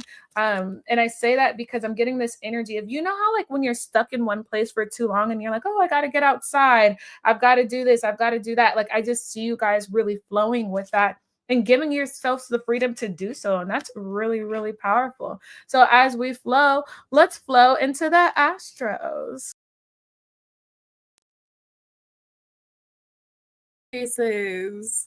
I'm super excited for you guys because this is going to be a really, really actually quite busy transit. I think you guys will probably notice it. You'll be one of the most notable ones that will notice it in your day-to-day life, along with, of course, your sister signs of like Virgo and Pisces and Gemini. Of course, you guys will be noticing it. But for you, Sagittarius, this is going into your third house of travel, of also learning, but it's learning on a skills-based thing. The ninth house is learning on a philosophical way, but you're learning like a skill. So you guys could be learning some type of skill, wanting to travel more often, realizing you can't be home that much. So I think it's very interesting that that's another thing Icy was picking up on. Book tours is very much a thing. I could also see podcasting as also being a thing for you guys. But it could also be certain ways of the way in which you think about things, the way in which you show up in the world, the way in which you communicate in your day-to-day life, and just with the close relationships that you have, because the third house is your close family members. These are your siblings or people that are childhood friends. You could be noticing shifts within that, shifts within your relationships with your siblings, shifts within the relationships of people you always known or you grew up knowing, because you guys had some common place that you always came to, and realizing that you now want to create a new common place, and you now want to meet different people that come from different places that are interested in many different things. I feel like this transit will be a transit of also hobbies. I feel like, Sagittarius, you will get into things that you never saw yourself getting into. And I think that will be so amazing. It will be so amazing because I feel like you have a new level of value for life. I think you have a new level of value for things and self-worth. And so now you understand that, hey, like, I'm not just this one person that can fit into this one box, this one bubble, this one city, this one state, this one country. I can go other places. Other places want to see me, other places I need to be around. I am inspired by, but I also can learn a lot from. I can also teach a lot about. So I think this is going to be amazing. I feel like it's really going to change Sagittarius's mindsets on lots of things. I feel like it will be one of those kind of like mentally, transformative things that will kind of change the way your outside looks. But I think it's going to be super duper amazing. And with that, we do have the next sign who usually comes after Sagittarius, who I'm sure have been waiting to hear about themselves. And that would be, of course, Capricorns. Capricorns, where are we? I know you're here.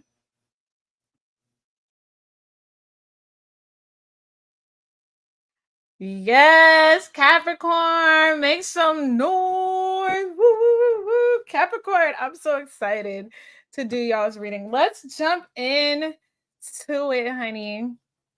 Gang, gang, gang, gang, gang. You already know the vibes. Oh, Miss Tina T is in the building. Hey, girl. All right, let's go. Let's jump into Capricorns. Ooh, y'all are standing on big business. Okay, Capricorn, Five of Swords is here. You guys are entering your villain era. I love this. Y'all are eating and leaving no crumbs behind. Okay, let's see.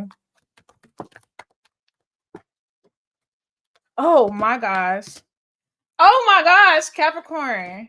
Capricorn, let me tell you, Capricorn, y'all have so many beautiful things coming ahead of you. Is not even funny.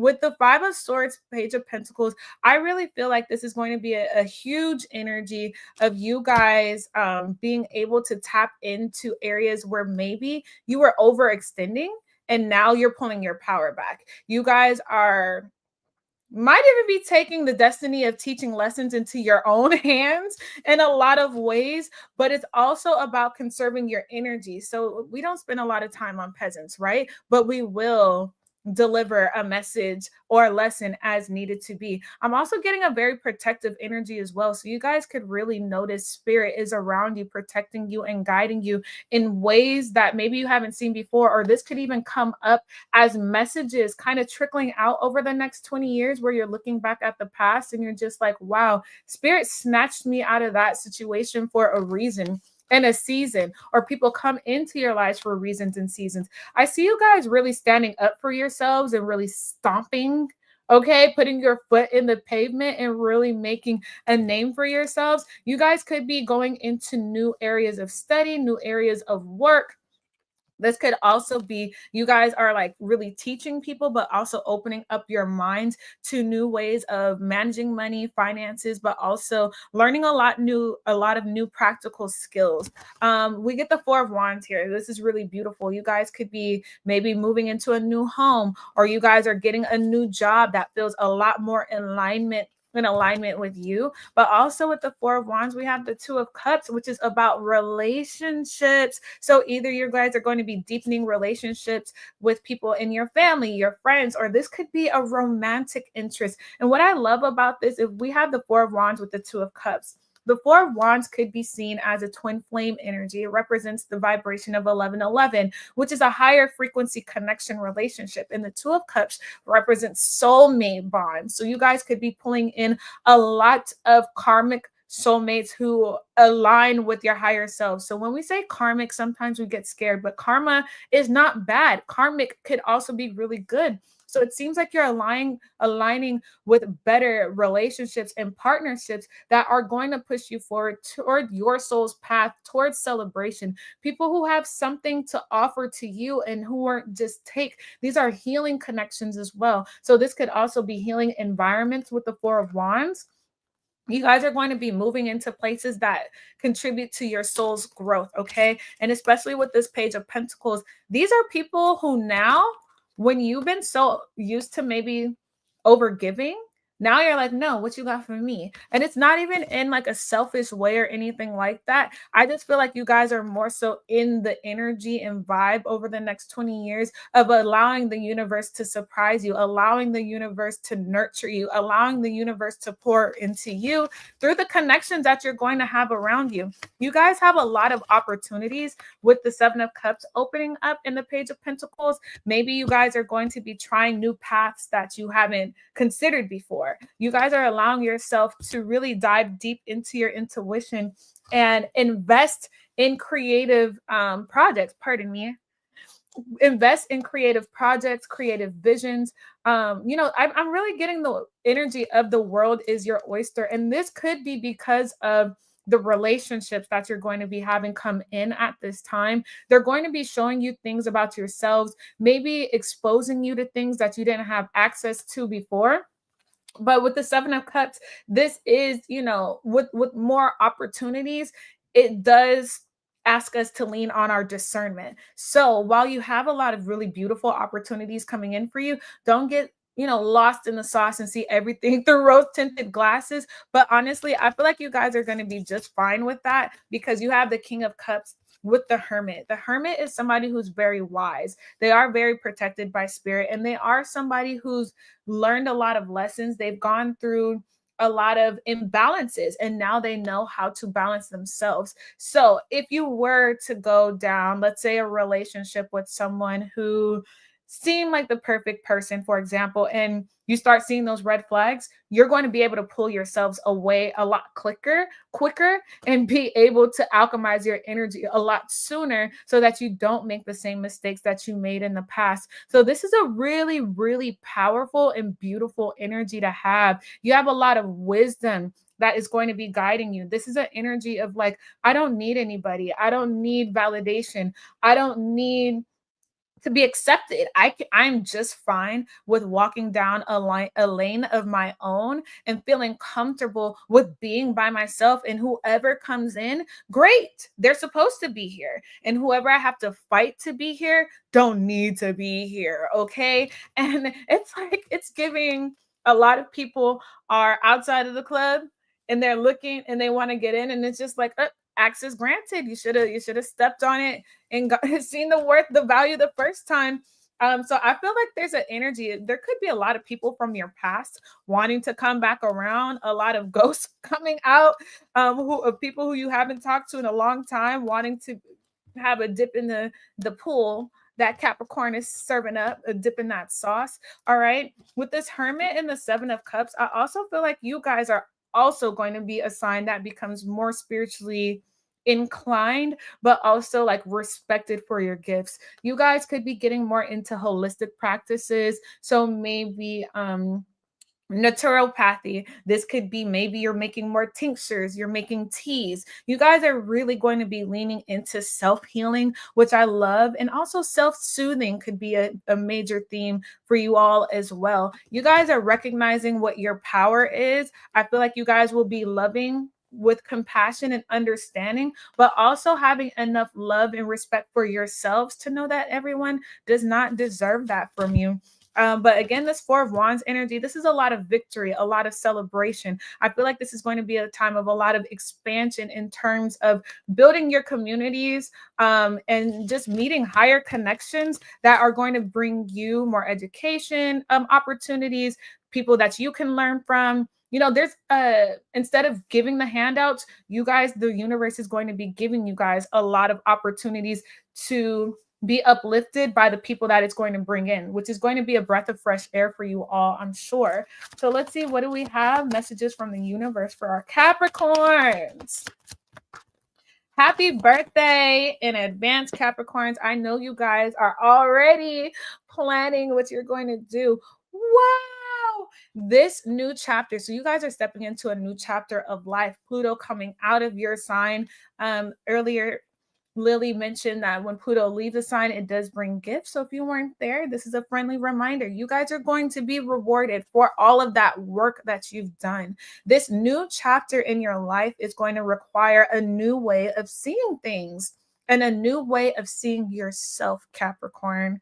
You can't continue to see and interpret things with the same understanding that you had back then, now, and moving forward. No matter how or what you face and how you see it all, it'll come now from a higher perspective. And I think that's what that Hermit energy wanted to show us. And let's see, what else do we have? This is amazing. This is so empowering and beautiful. Wow. So this is going to be a time of you guys rebooting your thoughts, the way that you see the world. Do your thoughts need a reboot? Because it's time for you to focus on all the good in your life. And Capricorn, the Capricorn story, it is very, very heavy, very deep, very dark, but you don't have to hold on to that anymore. So stop pushing against what is, align with it and move on. It's time to leave a lot of that heaviness in the past. Accept that as who you are. You learned a lot of beautiful lessons. It's time to move on. You're getting the green light. So as we move on, let's see what we got in the stars for us.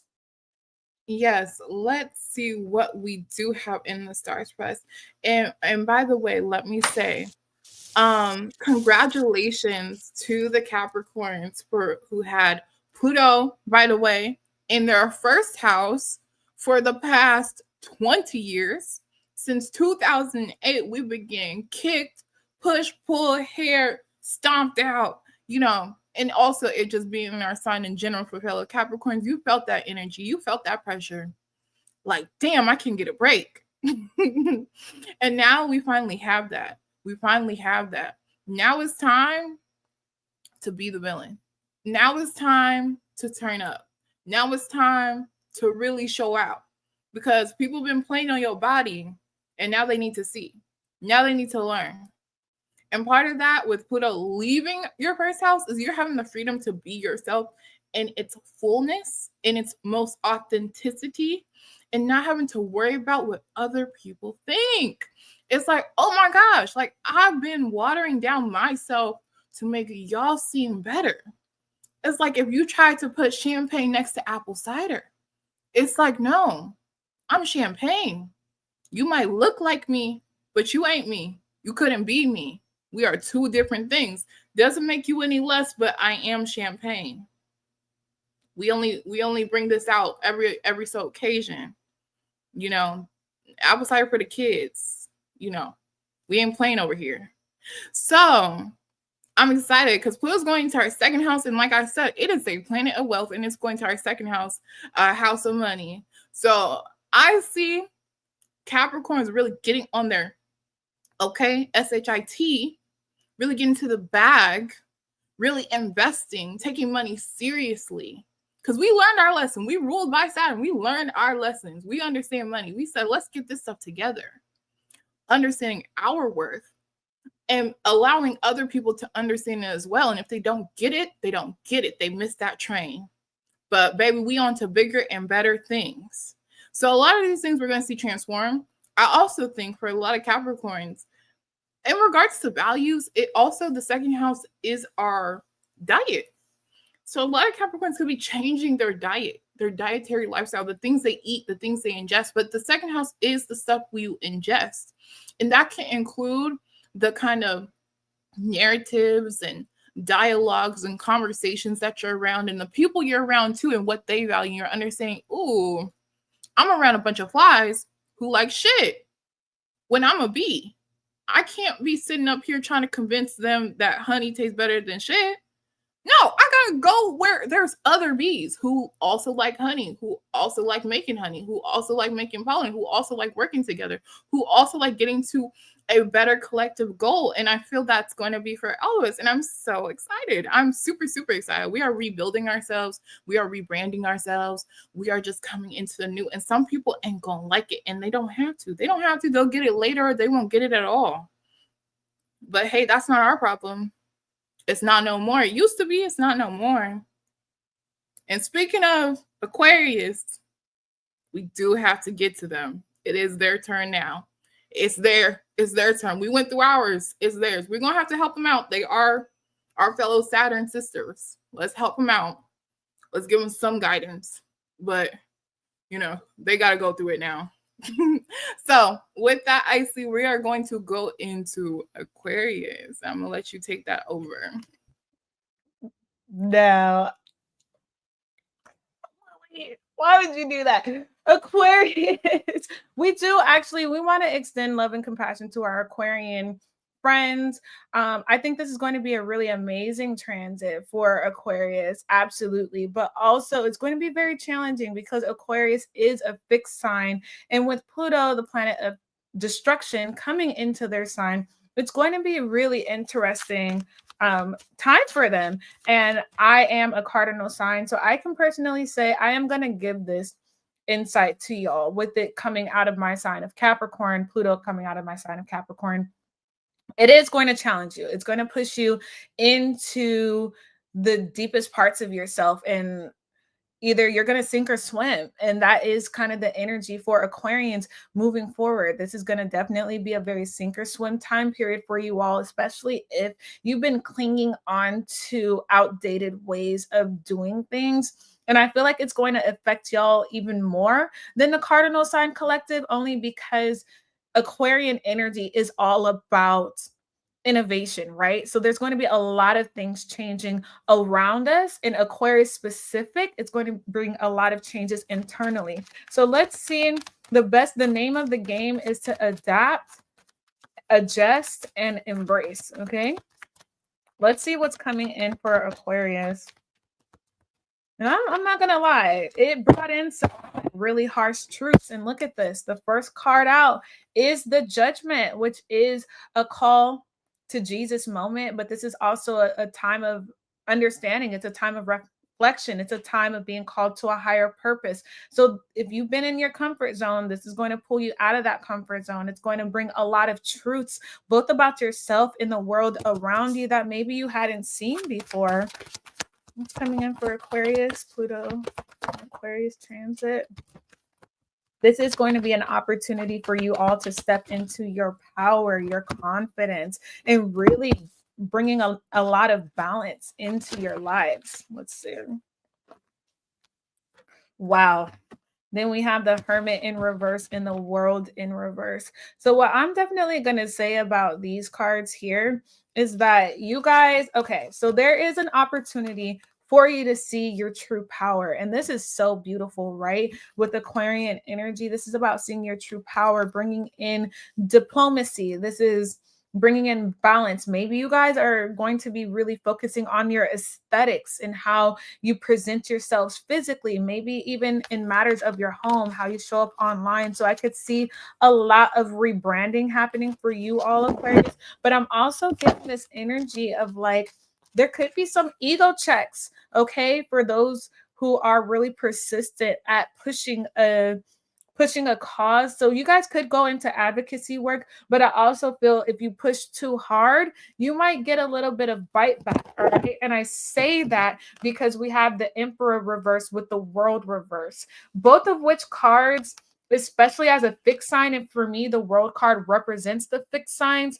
This is you guys having to let go of those areas of comfort and really being able to be open and not knowing where things are going to go, because the World is an ongoing lesson. You're going to see a lot of ongoing things. Of course, Pluto is going to be in your sign for the next 20 years. But I mean, situations where you felt like, okay, this is over. No, it's going to continue to move and play out over and over and over again. So the World is a karmic energy, right? This is Saturn, and Saturn is Aquarian, an Aquarian ruler. If you guys don't get the lesson the first time, it's going to repeat itself. And that could be something that you're realizing with this transit, are the cycles that continue to repeat themselves over and over and over again until you get it, until you get on an accord with your spiritual team, with your higher selves. And with the Hermit card in reverse, this is somebody who may not have learned the lessons yet. And that's okay, because Pluto is coming in to help you grow. We're all a student of life, so you're not going to know it all. But with the Hermit, this can make someone feel like they are the black sheep. So maybe you guys could be recognizing, hey, I'm the black sheep. Or maybe you're getting pushed into positions where you're becoming the black sheep, and maybe even an underdog position. But the story of the underdog is the most empowering and inspiring. This is an energy where you can be in a group full of people and still feel alone. Maybe you're no longer relating to the people around you. Maybe you feel like you have some kind of purpose with the Justice card and you know it's right. But with the Hermit in the World reverse, maybe you're not in the right environments to be able to express your true energy, your true power. So you guys might be wanting to change jobs. Maybe you want to move. But even if you move, I'm going to let you know now, a lot of these energies are still going to be there, because this is more so about yourself and less about the external. Okay. So you guys are going to go really deep within yourselves. The Hermit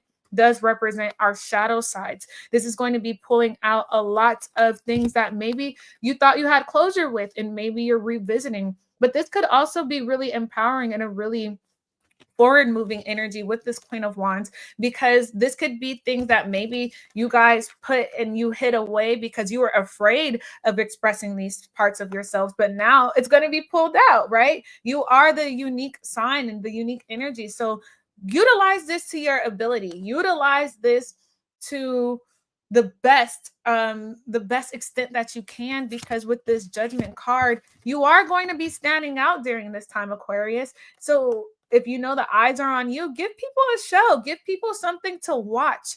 But there is going to be a lot of changes that come with this, but just know ultimately it is going to be bringing balance, a lot of truth, a lot of understanding, a lot of vulnerability to you guys. Okay. So a lot of the things, as you know, the world is upside down. Your world, as you know it right now, is going to completely change. It's going to completely transform and give you the opportunity to really dive deep within yourselves, dive deep within your history, dive deep within your lineages, and really look at everything differently. I feel like it's a great time to start questioning things and take action on finding that knowledge, finding your voice. Some of you guys could become more vocal. Maybe you want to take singing lessons, or speech therapy could be a thing for you all, something along those lines.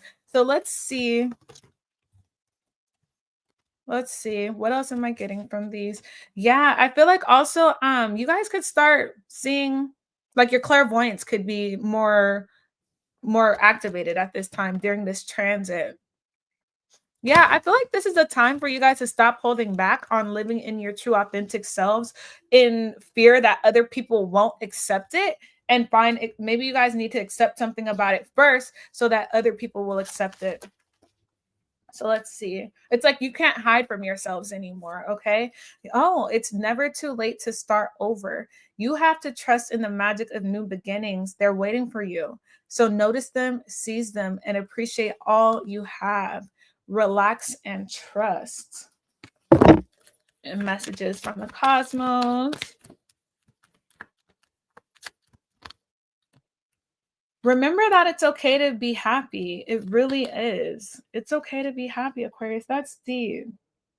And then you have, if someone is in need of your love, offer it to them. So yeah, you guys are going to be pulled. I was getting like a lot of that Hermit reverse, like a lot of, you're going to be put in positions where it feels awkward. But this is a time for you to expand and show like your warmth to others. So let's see, what do we have coming in from the stars for Alrighty, for the stars for Aquarius, you just heard all of that stuff I had to say for Capricorns. That time won't come for you yet. Y'all got 20 years, unfortunately, babe, but fortunately, because these are generational transits. These are things that are needed. These are things that collectively we all go through. We're all connected, and don't think you're in it alone. This transit is what it will make it feel like for you, Aquarius risings, because it is in your first house. And like Icy said, you will feel like you're the loner. You will feel like the black sheep.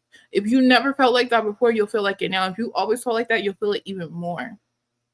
But now it's going to feel like you're the black sheep, but you have all this attention on you.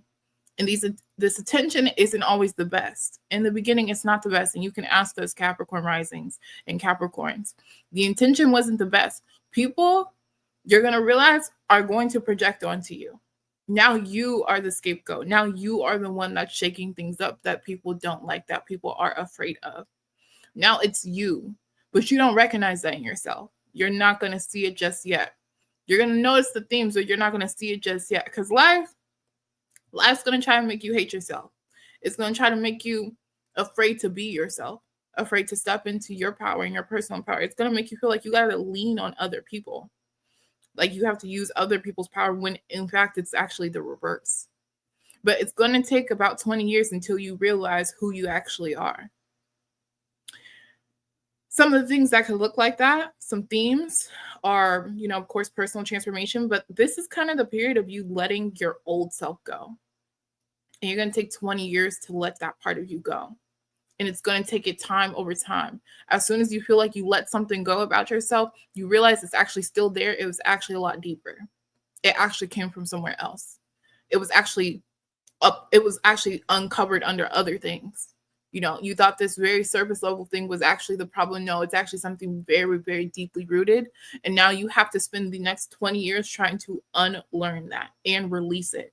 If you have to release it and release it and release it over again, let it be. So let it be. But that's going to be a part of your life. And it's going to get tiring. You're going to feel like crying. You're going to feel like breaking down. Like, why does life have to be like this? Why do I have to keep learning this lesson? Why do I have to keep experiencing this thing? Why do people have to keep treating me this way? But it's to teach you your power. It's to teach you your essence. It's to teach you your influence. Because you guys will become some very influential and powerful people. You already are. Pluto's just trying to show you that you already are by teaching you that you can go through anything. If you can go through that, you can make it through anything. Because that's how us Capricorns feel. We now feel invincible. We feel like if we could go through that, we could do anything. And that's what you guys will feel. So if you need something to motivate you to keep you going throughout this period, use that. Understand there was already people before you that went through it. And they're good. They're better than good. They're free. And that's what you will get. But right now, we have to recognize where we're shackled, that we are actually shackled, and that we do need to come out of that. And how can we come out of that? And it can only be us. We can't depend on anybody else to free ourselves from ourselves. So yeah, really deep, but We can move on to Pisces now. That airy, watery energy. But I love you, Aquariuses. You guys will do just fine, trust. Pisces, my spicy Pisces. I love Piscean energy. Let's see what we have coming in for Pluto and Aquarius for Pisces. Whoop. Okay. All right. We've got a lot of healing. A lot of healing, and I love this for you. With the Four of Swords here, this talks about mental recovery or just taking a time out to rejuvenate. Pisces energy could be very giving, very nurturing. It's a sign that it just gives and gives and gives and gives, and it knows no boundaries when it comes to giving love and just extending themselves to other people. And it's compassion and it's empathy, but it looks like there's a lot that you've taken in, and now you're allowing yourselves to decompress and understand and go into deeper insights. So you guys might be feeling called to different forms of therapy. You guys could be being called to counseling services, whether you are becoming a counselor or maybe you're seeking a counselor. And I think this would be very wise for you all, Pisces, because you are very naturally in tune with giving advice or just, providing services in general, being there for people. Channeling that into a career is a way to really ensure that you are being compensated for your natural abilities that come to you, so you're not feeling depleted or drained. So going into areas of recovery, rehab, rehabilitation, whether you're doing this professionally or personally, this transit is definitely supporting you because it's going to open up your heart, Pisces. It's going to open up your heart to creativity, to expression. You guys could be finding a lot of therapy in, again, creative expression, whether you're writing music, you're writing poetry. It's giving me a very Renaissance kind of energy here, very romantic, Romeo and Juliet kind of energy. And then you have the High Priestess, which talks about your intuition. So you guys could be going into the healing path. Spiritual healing path, I should say. Again, we said restorative services, restorative energy, rehabilitation, regenerative. You guys could be finding new ways to lead people in those areas, or you're leaning on your understanding of the spiritual realm to help guide others. I do feel like you guys are going to be very psychic in the next 20 years, even more than what you've experienced before. Yeah, you guys are going to be making contact. I almost wanted to say it. You're going to be making contact with outworldly beings. I know that sounds crazy, but when it comes to seeing spirits, maybe connecting with spiritual guides, maybe you guys are going to be transforming and really channeling certain energies or guides that's going to lead you into power. So, for example, cosplay, right? You guys might find a character that you really love, and you're going to find yourselves actually embodying that energy like through osmosis. So this is a really great time for you guys. But because of that, in the same token, you want to protect your energy. So doing a lot of spiritual rituals to protect your mind could be significant here at this time, or protect your energy. Definitely seeing your creative ability coming through to light. Of my Pisces who are afraid of the limelight or afraid of putting yourselves out there, or maybe you're an artist and you're just like, I don't know what to do. You're being called to put your abilities and talents out there with the Judgment card here. Let's see, what else do we have for Pisces? Oh, you got the Magician and the High Priestess. So yeah, you guys are definitely going to be in that kitchen whipping up some work, okay? Whether it's you guys are coming up with new recipes, you guys could be coming up with new concoctions. Think skincare, anything that's working with your hands, skincare. It could be makeup. It could be, we might be introduced to new colors. We could be introduced to new colors. We could be introduced to new spiritual concepts. And a lot of this is going to come by way of our Pisces friends and Pisces influence in the world. I feel like a lot of things that were unknown or hidden in the past is going to be coming to the light. And it's just giving me a very spiritual energy. So maybe within the world, we're going to see a lot of discovery of hidden artifacts, discovery maybe within yourselves of hidden gifts that you didn't even know you had. This could even be, you guys could be finding that you're related to certain people and you had no idea you were related to them. This high priestess, magician, and the hermit also gives me the vibe that you guys could be coming into contact with people from higher places, not only outworldly beings, but also like meeting the heads of corporations or something like that. Or maybe this is you becoming that way. Lots of hard work energy coming in. You guys could be becoming more focused and more skillful in your crafts. I see you guys like building and producing a lot of items here. So this is a great time for you guys to create some kind of product and put it into the world. But I see you guys working with your hands a lot. So you guys could be making like hair oils, lotions. You guys could be building. Maybe you work in construction and like you're really, really good at it. And actually, this makes so much sense because Pisces, you guys are the visionaries.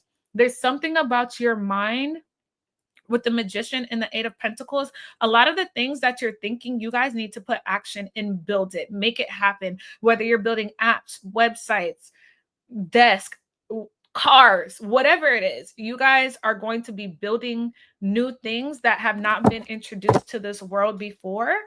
And with this 4 of Pentacles, it's going to have staying power. Whatever you're building at this time has staying power. You know, like this gives me the energy of when the iPhone was first thought of. Who would have thought to make a touchscreen phone? This is something we've never seen before. And with this High Priestess 4 of Pentacles, you guys are tapping into secret and hidden knowledge, secret and hidden treasures, and you guys are going to be able to bring that to the collective, whether it's a conversation with someone close to you or it makes it out to the masses. You guys are going to be really connected to spirit with the Temperance. I think you guys have pulled the most major arcana cards, and all of your major arcana cards kind of talk more so about working behind the scenes and bringing it into fruition, making it tangible. So spirit is going to definitely be using you guys as conduits for messages, for products, for services, for advice, maybe even. I see you guys also, there's a very mature energy. I'm getting like mature love coming in. So you guys could definitely be attracting like stability in your love life, in your connections. And I also see with this Temperance, there is a high focus on health. So health, well-being, the mental, communications. The Death card is here with the 8 of Swords. So maybe you guys are also getting over some kind of insecurities. But you guys like pay attention to your clairvoyance and connection with spirit. This is going to become definitely a thing. I wonder if in society we're going to see, I'm a little bit hesitant about talking about this, but more necromancy could be a thing in society, talking to spirits who have passed on, preserving. We might see a different way of preserving bodies when we pass on. You know, there might be chambers with fluid and, you know, like people are in, I don't know what they're called, but yeah, we might preserve bodies differently. Having death, it's going to be a more a visual thing. It's going to be more visual in society, whether it's assisted suicide, or I don't think I should say that on YouTube, but that might be a thing. We might have that come up as a thing where it's more normalized, or just a greater understanding of what happens after life could become a thing. Okay. So let's see, what else do we have? Definitely spiritual topics, definitely psychics, astrologers. That's going to be more accepted in a widened aspect of society, or at least there's going to be a heightened awareness of it, because we do have parts of the world where they're a little bit more reserved and conservative when it comes to those type of topics. So I definitely feel like there's going to be this uprise, but also there might be a heightened level, it's a heightened level awareness, but also maybe a heightened level of restriction around it. So we'll see how that plays out in society. That's going to be really interesting. But let's get messages from the universe for Pisces. If something deep within you tells you something isn't quite right, trust it. If you're unhappy in your life, change something. It's entirely up to you. So stop making excuses. You're in control of your own life. And I could definitely see how that was coming through with that magician and the Eight of Pentacles, that ability to take things in your mind and actually work to make it happen or bring it into fruition. And then we have, what has your inner voice been asking of you? You need to listen and act. So spirit is going to be super communicative to you. And then it also says, stop looking outside of yourself for the answers. You already know them. So you guys are going to be on a whole different vibe, Pisces. I need some more Piscean friends because this energy, y'all are going to be ahead of a lot of other people. So Pisces, hit me up. Let's jump over to the stars and see what we have. Alrighty, so Pisces, you guys have something really interesting and similar to your sister sign, Virgo, where it is in their home turf of their sixth house. It is actually in your home turf as well, or should we say cove, since you guys are known as the fish. But this is going to be occurring in your psyche, in your deep psyche, like the subconscious one, the one you don't readily tap into all the time, the one that you tap into usually when you're dreaming or when you're sleeping or when you're daydreaming or when you're feeling certain impulses and feelings and sensations and you don't know where the source of it is coming from. That includes your fears and your desires, because the 12th house is both of those things. I know you hear in a lot of pop astrology, everyone says hidden enemies, hidden enemies, hidden enemies, but oh my gosh, please, no. Sometimes our worst enemy is ourselves. And I think for you, Pisces, actually, a lot of times the worst enemy is ourselves. I feel like for you, Pisces, you're going to be recognizing that. You're going to be recognizing that maybe people actually do like me. Or maybe I'm actually not that uncommon or not that out of the ordinary. Like maybe there is a group or there is a community that is very similar to me that I connect to. You know, and now you're understanding like, and unlearning and transforming your mind and how you view life, you view yourself, you view spirituality, how you view your dreams and your fears, and probably trying to understand where those all came from. Now, you could attract people with Pluto in Aquarius because Pluto is a very magnetizing planet. It does bring obsession. You can attract people who are lost and they're coming to you for guidance and for safety. And you might learn some lessons within letting certain people in and letting them depend on you too much, but also learning about depending too much on others and how to understand that you are your own savior, but you also are your own victim as well. You know, so those are going to be power dynamics that you'll be noticing. You'll be confronting a lot of things, and it will be scary because, again, these are going to be things you didn't even know you had. Some of these things are going to be from the womb because the 12th house is the womb. It could be all the way down to the womb, things that were going on with your mother when she was pregnant with you, and things that you inherited through them, genes, things that have been passed down, and also other past lives. Like some Aquariuses will be coming into the fact that they might have had many other past lives and maybe remembering some of the ones that they did have, which I think is super cool and super interesting, but that can be really scary for some Pisces that aren't that well in depth in their spirituality, which I feel like a lot of Pisces risings will be noticing they aren't. And you're going to learn the art of surrendering, of letting go, truly letting go. And I think this will help with the fact that next year Neptune will leave your house and you won't be so all over the place. You won't be so transparent or non-transparent about things and about yourself and about how you view yourself and who you are and your personality. You won't be so fluid all the time. You'll actually have a better sense of who you actually are and how you want to express that. But now you're just transforming your subconscious. So I feel like for Pisces risings, you probably won't notice it outside of you. It's going to be within you. You're going to get to the end of this 20-year transit and realize, wow, I've changed. Wow, I changed so much. I'm not even that person anymore. I don't even have that life. I don't even have those beliefs. I don't even have those fears anymore. Those don't even exist to me. I'm in a whole different world. I'm in a whole different space. And you might actually be in actual space within 20 years for all we know. So, hey, reach out to a Pisces just in case, because they might know something. But yeah, with that, we can move into Aries, our fiery signs.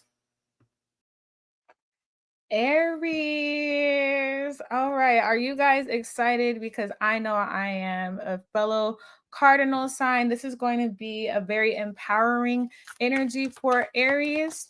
So let's see what the cards say about it. Oh, Aries, the best card, one of the best cards in the deck, the 10 of Cups. This is going to be a very amazing time to connect with family. Maybe you guys are going to be starting families. If you haven't one, you guys could be finding your soul tribe. You guys could be connecting with people. But I feel like a lot of energy of harmony and bliss, really enjoying life is going to be coming in. And it's really, really interesting because I'm feeling, as I pulled that card, I just felt this weight just come off of my shoulders. And it's just like, okay, I worked so hard, but now you're enjoying the fruits of your labor here, okay?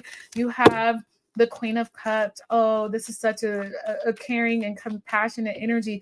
You be feeling like your mama's and dad to the zodiac and just want to give your love to everyone, including animals, just wherever you can extend your compassion. I can see that energy coming in here. But also, you guys could be feeling a lot of love at this time. You have the High Priestess, so your intuition could be getting stronger as well, feeling very, very connected, very strong Lemurian energy here. That universal consciousness. You guys could be feeling a lot more connected.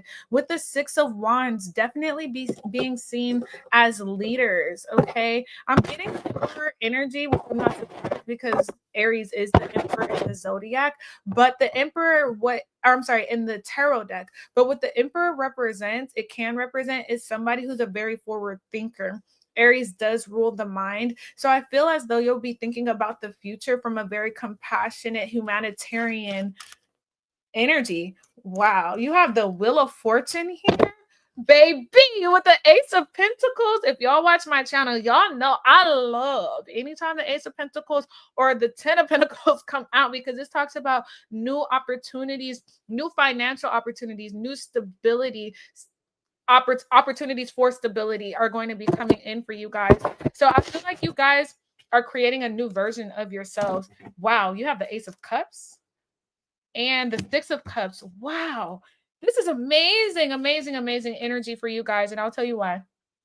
What I love so much about this 10 of Cups with the Wheel of Fortune, a lot of opportunities for happiness and just pure bliss are coming in. This could be vacation. Some of you guys could be called to move toward water, or maybe you want to spend more time in water. Maybe you're investing in like your vacation homes. You guys are like really setting yourselves up for long-term happiness, however that means to you. And it's not just financial. It's about enjoying life, stopping to smell the roses, but also like you guys could be planting roses. Like, I just feel like you're going to be finding joy in the smallest of things. And the more that you do that, the more that you'll be able to bring in more of those opportunities toward you. You have the Queen of Cups with the Ace of Pentacles. Lots of self-care energy, but you guys could also be connecting with people who are very nurturing, or you guys could become this for other people as well. I really feel also strongly with this Ace of Pentacles, Queen of Cups, you guys are really allowing yourself to be more in tune with your emotions, trusting your emotions.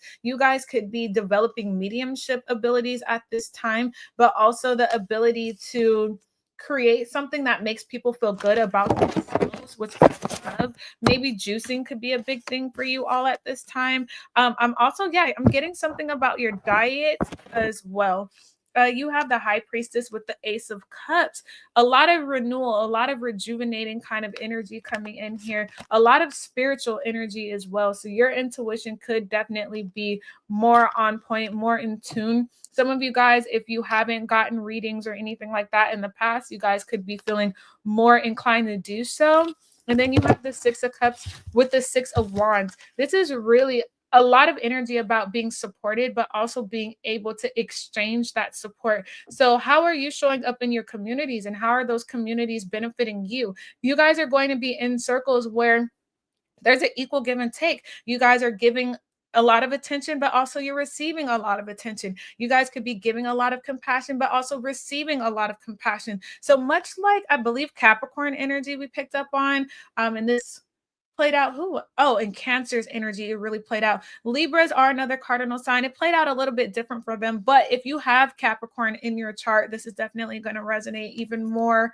So check that out, or maybe the Capricorn readings could really level out. That's going to be really interesting to see how y'all's signs kind of mirror each other. What I will also say is Aries does, or the emperor typically represents the divine masculine energy in the world. So we may see a lot of people who identify as divine masculines becoming a lot more compassionate, becoming a lot more into the nature of acts of service. How can I show up? How can I give? What can I provide? You know, that provider energy from a place of caring. And I want you to do good. I want you to do better. I want to be able to mentor you and guide you and make sure you're good and lead you from a loving way instead of an authoritarian way. Not saying that that won't be there. It absolutely still will be, but we're going to see a shift in the dynamic of how the divine masculine approaches things. It's going to be a lot more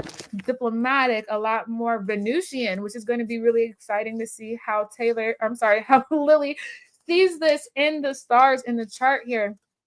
But I really feel like that pardon?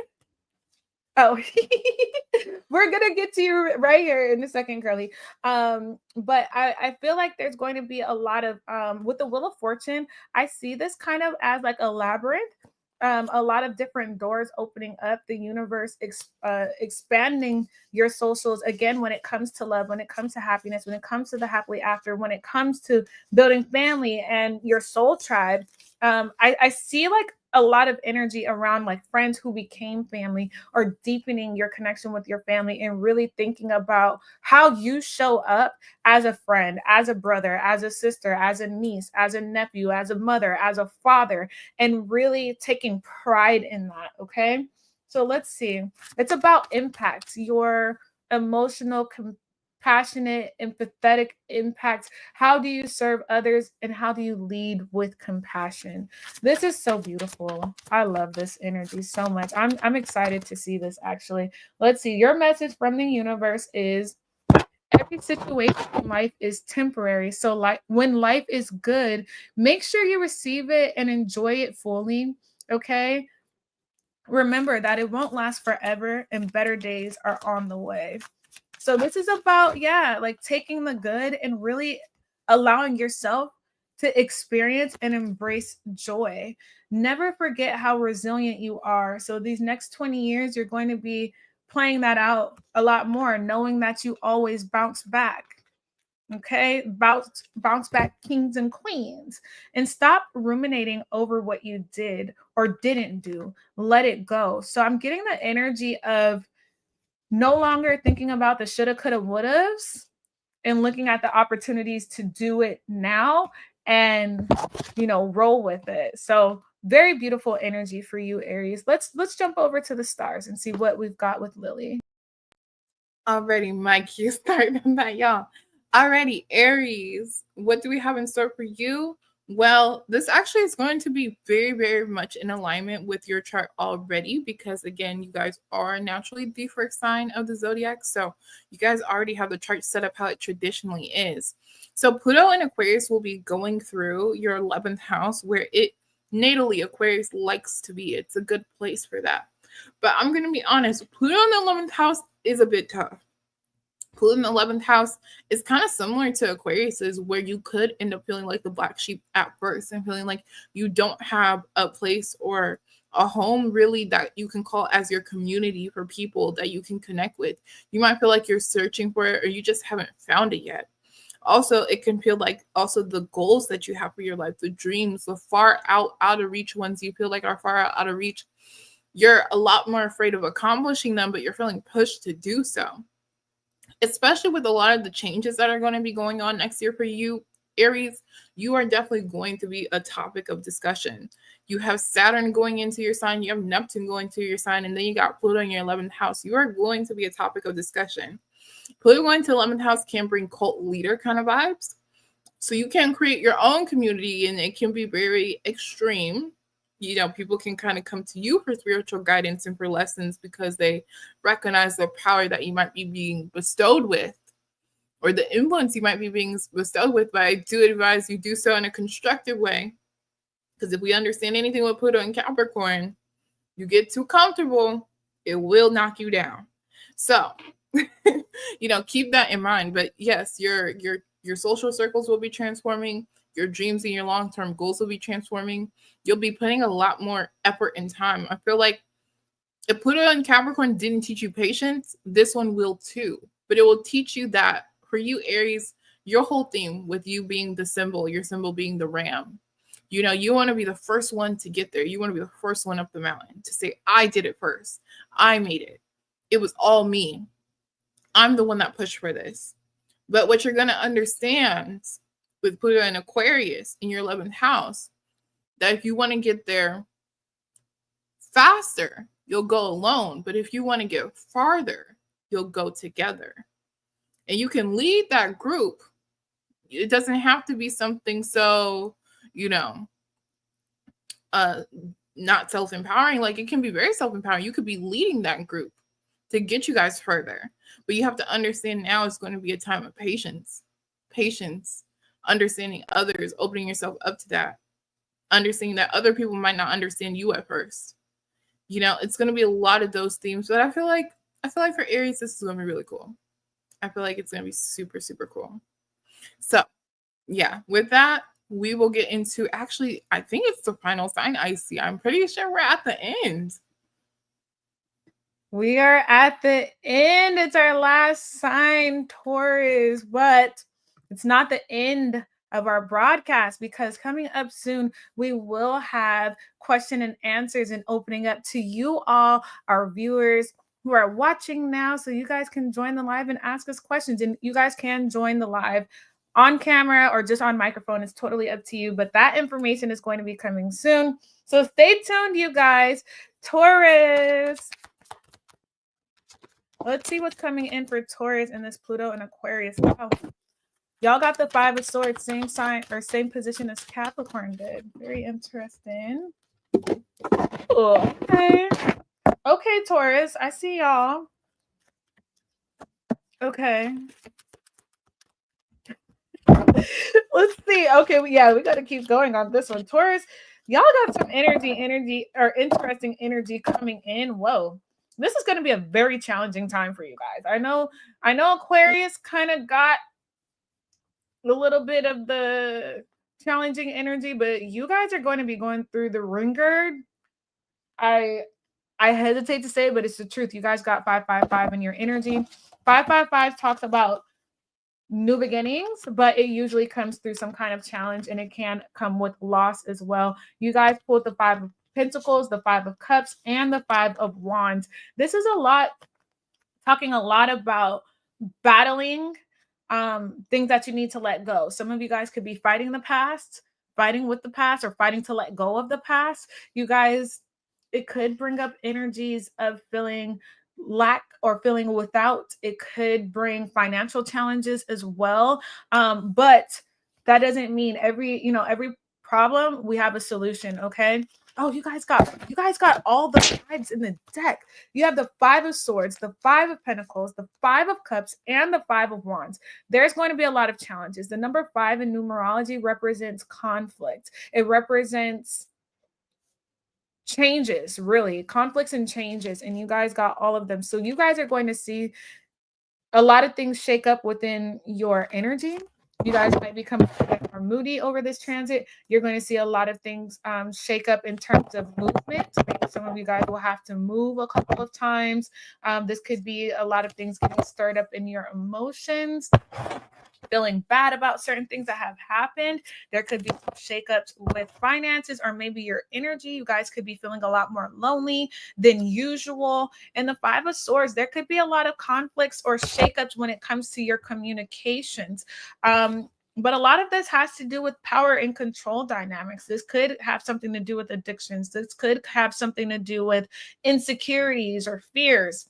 That will be coming up through this time, especially when it comes to the people that you hang out with. And I think Leo got the energy where looking at their social circles and how they're influenced by the people around them and allowing themselves to disconnect from certain connections that may not be beneficial anymore. And I believe Aquarius got this energy as well.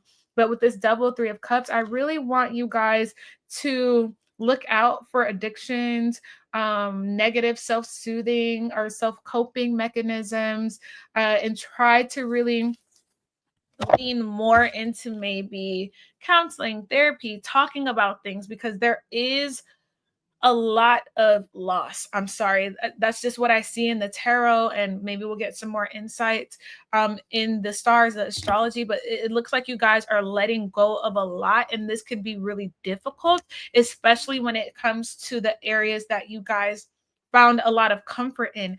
But what I can say, it is going to be very liberating, very freeing. This is almost like going through your garage and throwing out a bunch of junk that you've collected over the years. Like when people clean their house and they've been hoarding for a while, this is that kind of energy. And it looks like you're going to be purging again, emotionally, energetically, mentally, financially. You're going to be going through a lot of purges here, and it's 55 on the clock. So I can't make this up, you guys. But what comes with is the 10 of Pentacles. So even though you're going to be losing a lot, there is a lot that's coming to you as well. So I definitely think you all will be just fine going through this transit. And you do have the star here at the bottom of the deck with the 8 of Wands. So absolutely, there will be a lot of growth. But you know what? The only time growth really comes in is when we're put into positions where we feel uncomfortable.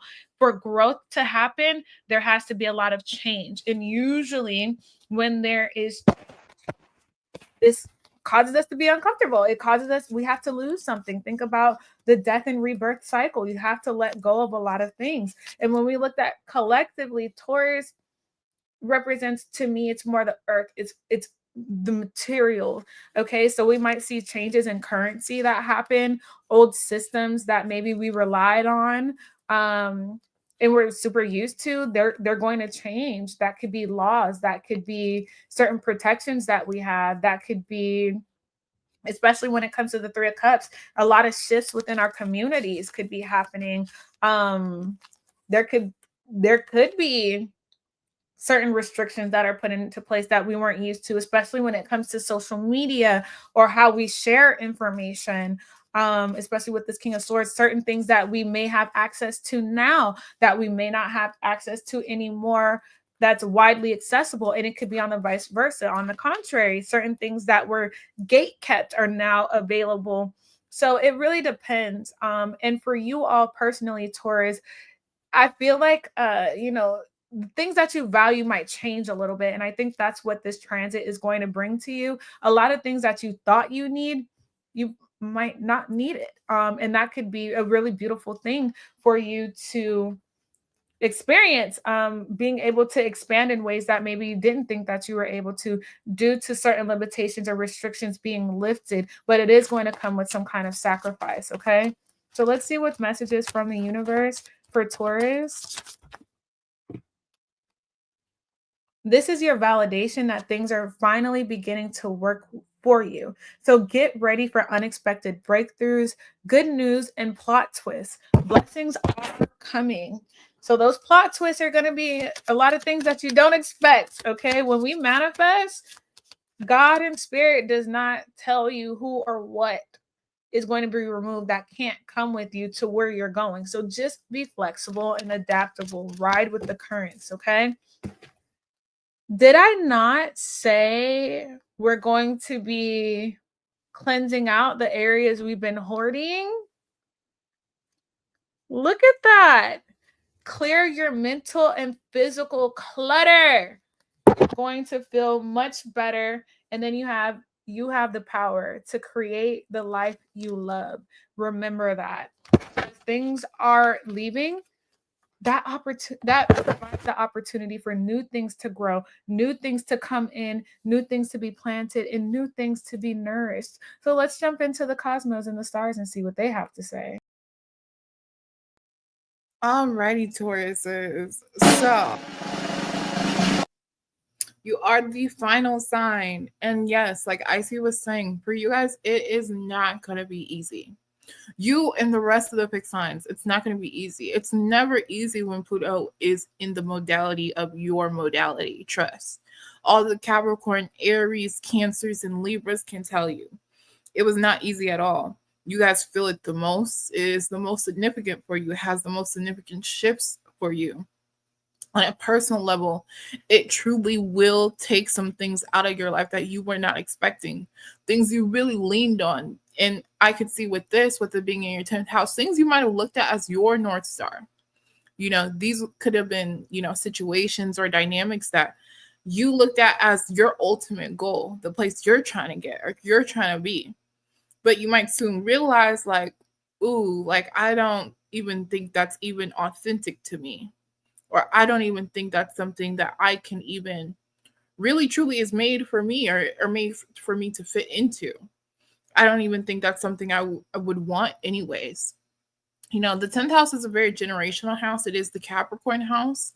And this can also look like in your career, seeing a lot of challenges within that, seeing a lot of challenges within your family's generation and the goals you had for your family and the goals you had for yourself. This is also a marriage house. And that's transformations within that, because the 10th house is the couple, saying, hey, I'm married now. Things like that can be changing. Breakups happen. People are removed. People remove you. These are just going to be themes you're going to be noticing over time. And I think also you have to keep in account that you will have Neptune in the 12th, which it does like being in, but it is in Aries. So it is a lot more fiery. It's almost like kind of like gasoline in there. And also you have Saturn in Aries, which will be teaching you about patience, but it might be teaching you some karmic lessons that maybe you didn't go through in a past life, or you just didn't go through earlier in childhood. You just didn't learn them.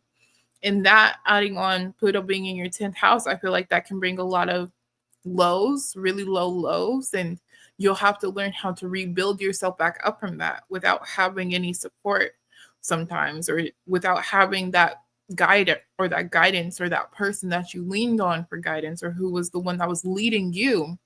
Now you're going to have to learn how to lead yourself and create connections with people who are more in alignment with where you're trying to go. So I feel like for a lot of Tauruses, again, it's not easy. No one ever said it was going to be. No one ever said it was going to be, but you got this. You do have this. You're going to be okay. I would say go to Aries, lean for them on the support. You can't go to your fellow fixed signs. Y'all all going through it, trust me. But go to Aries. Aries will be able to help you through this one, okay? But with that, we will go into our next segment, which we're super excited for. Yes, we're so excited. I think I've been looking forward to this part the most. We are jumping into our live question and answer. So this is where we open up the platform for anyone who is watching to be able to ask us questions. I'm going to get this link and pop it into the chat box so y'all can connect. Let me see, where did I put it? But in the meantime, while I'm getting this situated, Lilly, now that we've gone through all 12 of the signs, and I know you've been looking at charts and things like that to see what is coming in during the Pluto and Aquarius transit, I'm curious, what are you most excited for personally during this transit to bring in or experience? Yeah, what are you looking forward to the most? That's really interesting. I feel like I already kind of said it, because I don't know if nobody knows, but I am a Capricorn rising. I'm actually a Capricorn stellium. So I'm a Capricorn sun and a Capricorn rising. So if I didn't feel this Capricorn, Pluto, and Capricorn transit, I don't know who would. If I didn't feel it the most, I don't know who would. But I'm super excited to now have this new sense of freedom and liberation for me as a Capricorn, to feel really empowered and feeling how strongly I can influence people and influence a room and influence myself, and understanding that I control the narrative of my life. And now with Pluto going into Aquarius, I can really start looking at people, places, and things and be like, do I really value this? Like, is it even worth my time? Is it even worth my energy? Is it even worth my investments?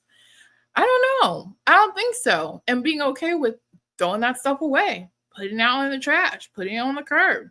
And sometimes it could be a little cold, but I feel like, these things were coming. So, I mean, we are ruled by Saturn. Karma does have to happen. That's balance. That's what I'm excited for. What are you excited for on a personal level? Thank you for asking. And I thought that was really insightful for what you shared, because I can relate to a lot of those things too.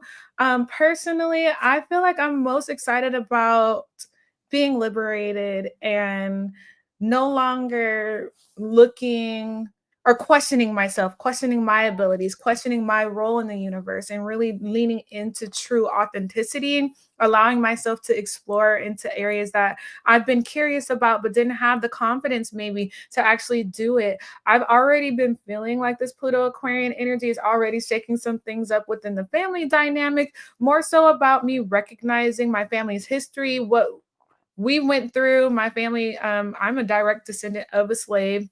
And just thinking 3 generations ago, we were enslaved. And now I'm a female, a Black woman entrepreneur who has a platform where I can talk to the masses and uplift and encourage others to live authentically and believe in their own abilities and powers, because I didn't always have that. But now being able to do that for others is kind of a superpower, and really allowing myself to recognize that that is my superpower and allowing myself to embrace that through my creative endeavors. So I'm really excited about that. I'm excited about expanding my networks and joining new communities and seeing how we can support one another.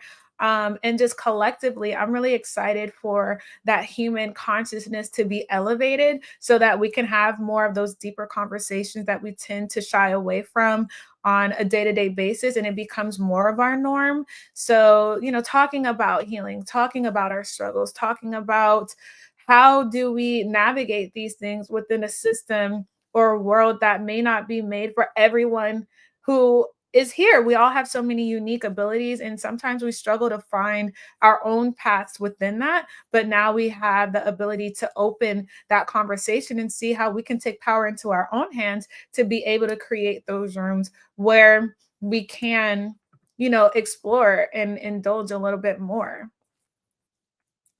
So I'm really excited about that. I like it. I'm super excited.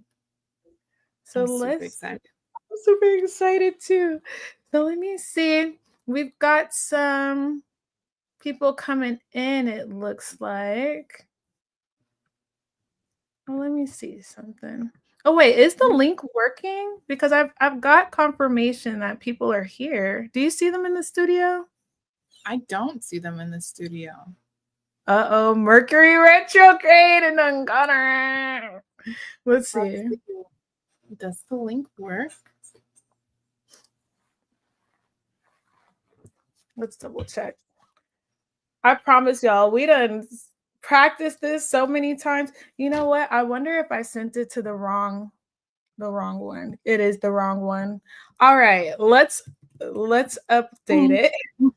I sent it to our practice one, not the slide. It's okay, y'all. They was probably like, it's all right. It's okay. We're good. We got it, y'all. Mercury retrograde. I knew it was going to be something. Things were going too perfect in our practices. It's okay. It's all right. Nothing in the world. Let me see. Let me actually make sure I update the link too.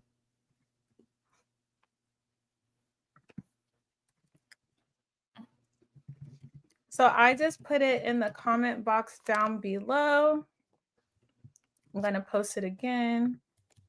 Use this link to connect now. All right, so we've got the updated link in there. Okay, cool. Let's give them a little bit of time now that we know that. All right. Actually, something I did want to ask you, I see, is how was Pluto in Capricorn for you?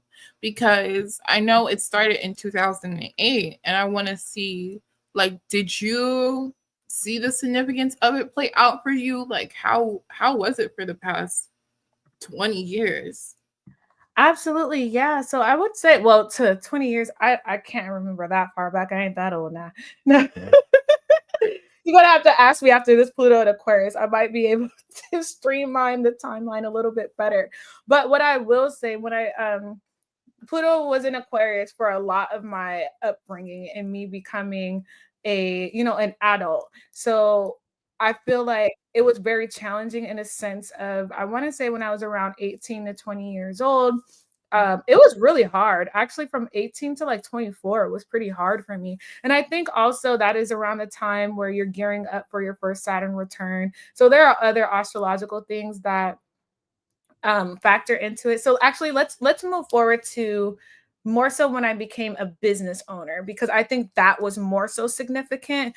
And I feel like Pluto in Capricorn took me out of, I had a lot of jobs. I wouldn't stay at a specific job for more than 1 year at a time, sometimes 1 to 2 years, because I always knew I wanted to be an entrepreneur. I just didn't know how I was going to get there. And like I was sharing earlier during the stream, sometimes spirit will push you out of jobs and positions because you set a goal or a manifestation in the environment that you're in no longer resonates with that goal. So I kept going through situations, and the hardest one where it was a situation where it was during the pandemic actually, and I was in medical school.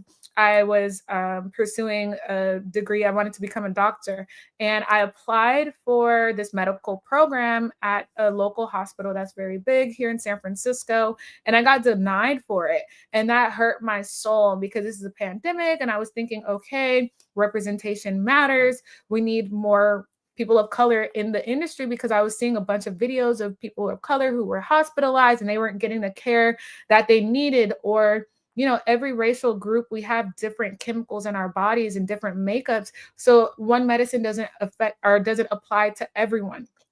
And I wanted to make sure, as a Black woman, I know the significance of making sure we have the right medications, treatments, and bedside mannerism for people who look like us, but also it creates more of a comfortability in expressing what's going on, because you know that your voice is heard.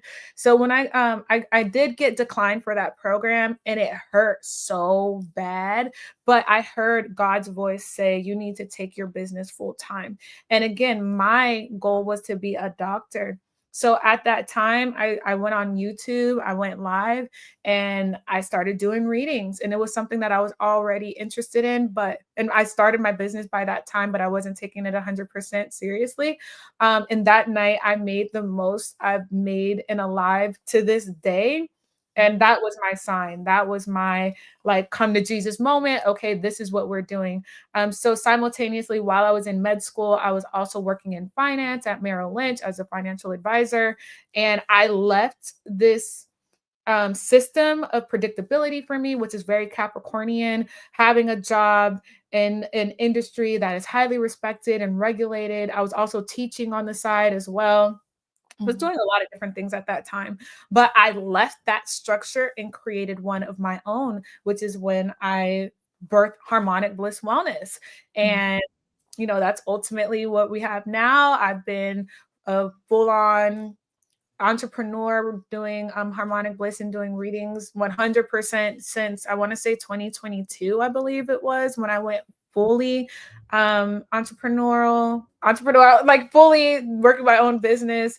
And ever since then, like I haven't looked back. I know I am in my spiritual purpose, my spiritual path, and I look forward to continuing to expand. So it really took me from being in a system of what I felt other people were expecting of me, what society expected of me, trying to put myself into these jobs. And I check the resume, honey. Your girl always been in some popping positions, from marketing and patient coordinator, and not having a lot of experience. Even when I went into finance, I didn't have a background in finance. But when you're divinely favored, you get into rooms and you set your intentions and you set those manifestations. Anything is possible at any time. but it wasn't for me. Now I'm in a field where I can run my business, be creative, be intuitive, heal through different forms of medicine, which is vibrational medicine, holistic healing, energy healing, and still be able to promote health, but not just medical health in that sense, like not just physical health, but I can also promote mental health. I can promote spiritual health and many more. So it's very influential for me, and I'm so grateful of it. And it made me feel even more now that we're at the end of it. Technically, Pluto is in Aquarius, but we still have that residual Capricorn energy. And I'm starting to still come into alignment with this new chapter of Aquarius, Pluto and Aquarius. But I'm more sure than ever of who I am, what my role is within this field, and how to continue to lean into that and just trust myself. So it's been, thank you. I do want to ask you what this has brought for you as well. And we do have a caller on standby. So we'll get to that next. Okay. So I think for me, the past 20 years, it's funny because I feel like I actually do remember a lot of the things that happened. I think it was such a pivotal time because I went from I was born with Pluto in my 12th house and now being in my first. And I feel like a lot of things happened for me. And to me, that was like really changed the way I viewed my life and how I viewed myself. And a lot of it was the things that I mentioned in the Capricorn portion. A lot of it was a lot of projections from others. A lot of it was like hate and bullying and feeling like I didn't belong and feeling like I was a no one. I was a nobody. And coming out of that, having to go through that over and over and over and over again, and also being ruled by Saturn with all of my Saturn placements, it was just a lot. It was really, really a lot. But I feel like it taught me how to value myself. It taught me the power that I hold because I'm like, okay, like if I can handle people saying these things to me in person, if I can handle a bunch of people saying these things to me in person or treating me this way, then I can handle quite literally anything. And I feel like I took that energy and I kind of alchemized it now into my own, where now I can use it to benefit me. And those same people are people that now search for me. They look for me. They reach out to me. And I'm like, okay. But I think coming into Pluto in Aquarius, it definitely has taught me that I hold a lot of power and a lot of influence, and I can make a lot of things happen for myself and for a lot of people. Yeah. And understanding that I have to be careful with that and be very discerning on who and who I give that to and what I put that toward and the things I choose to say about myself and the way I choose to view myself and the way I choose to show up for myself and show up in the world. I think I also learned the influence of that, the power that has. So I feel like it was a great transit now that I'm out of it. But back then, no. Right. And it is very challenging, especially when you're being pulled away from what's comfortable to you, especially when it comes to like our insecurities and not being seen, and then you're getting pushed into being seen. That could be a little bit of a, unsettling path to go through. But once you get to the other side of it, it's so empowering because look at you now. I know. Look at us. Look at us, girl. We is doing it. Okay. All right. So we're going to jump in. We've got some callers here. Our first guest, let's go ahead and welcome you to the stage. There he is. Hey, how are you? I'm good. How are you? Good. Let the people know who you are and where to find you online. My name is Big Quan Banks on social medias, all platforms, Instagram, TikTok, Facebook, Quan Banks. And yeah, that's pretty much it. My name is Quan Banks. I'm from St. Louis, Missouri. I'm 29 years old. Yeah. Very nice. I like the get up you guys got going. That's why. Thank you. Thank you so much. We appreciate it. We put a lot of time and energy into planning this. So we really appreciate you for taking your time out of your day to come and join us. So we're going to open up the floor to you. Do you have any questions or feedback you'd like to share with us today? Nah, I've been listening to you guys talk. So with that being said, I like how you said that basically everything happens for a reason, and the reason why something turned you know what I'm saying, when you apply for something, it turned you down, and basically you looked and found a bigger opportunity. And I really like that because a lot of people don't know me, but I did 10 years in prison. I just came home 6 months ago. So with that being said, a lot of doors have been closed in my face just because I got a conviction. I got convictions and felonies. But now that I'm doing me, I'm doing good, and I'm fine. What I'm saying, get it together. Yeah, I'm sorry, I'm listening. No, absolutely. So I want to ask you, what is your zodiac sign? I'm a Virgo. You're a Virgo. Wow, this is a very Yeah, opportune time for you to be able to expand and really tap into your personal impact and how you want to navigate in the world. So do you um what are you most looking forward to with this new path of freedom that you have? Especially, it's very interesting that you mentioned your life story because it's kind of in alignment with the astrological shifts, especially Pluto and Capricorn could be a very restrictive energy for some, but now with it being Pluto and Aquarius, that does represent freedom. And you just mentioned, a lot of doors have closed for you in the past, but now you yeah. are in this chapter of embracing freedom. So how are you going to incorporate that into your life moving forward? Have you thought about it? So to be honest, like I'm just trying to take one day at a time because I do battle like anxiety. So like when it comes to like rushing things, I try to just focus one at a time until I can like fully accomplish or at least get where I want to be, and then I'll maybe like get on the next step and then the next one. But as of right now, I'm chilling. I'm just grateful that I'm home. First off, I'm grateful I'm home. I'm grateful to be alive. A lot of people wish they have this opportunity that I have, and me being in this position I'm in, I'm just very thankful and grateful that what I'm saying, all the opportunities are presenting themselves for me. So yeah. Absolutely. Well, I'd love to take this opportunity to offer you a tarot reading. We can pull a card for Okay. insight moving forward. Are you open to that? Yes, I am. I am. I look. So I never got a tarot reading before, so this is my first one. So I don't know anything about this. This is very new to me. Um, so I appreciate Icy for taking the time out to doing this for me. Absolutely. Wow. Okay, Juan.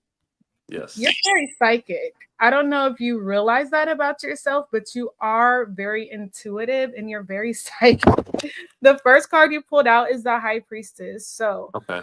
I this card basically talks about psychic ability, intuition, having all the answers within you and that wisdom. So, I'm sure there's a lot of times I'm going to say because this came up in the past position where you might have doubted yourself and life played out in a way where you're just like, oh man, I wish I would have just listened to myself back then. I would have gotten started. I would have moved away from this. I would have moved away from that. But instead, I was listening to other people because maybe that psychic Mm, ability wasn't completely developed yet. And okay. psychic ability is just your intuition, right?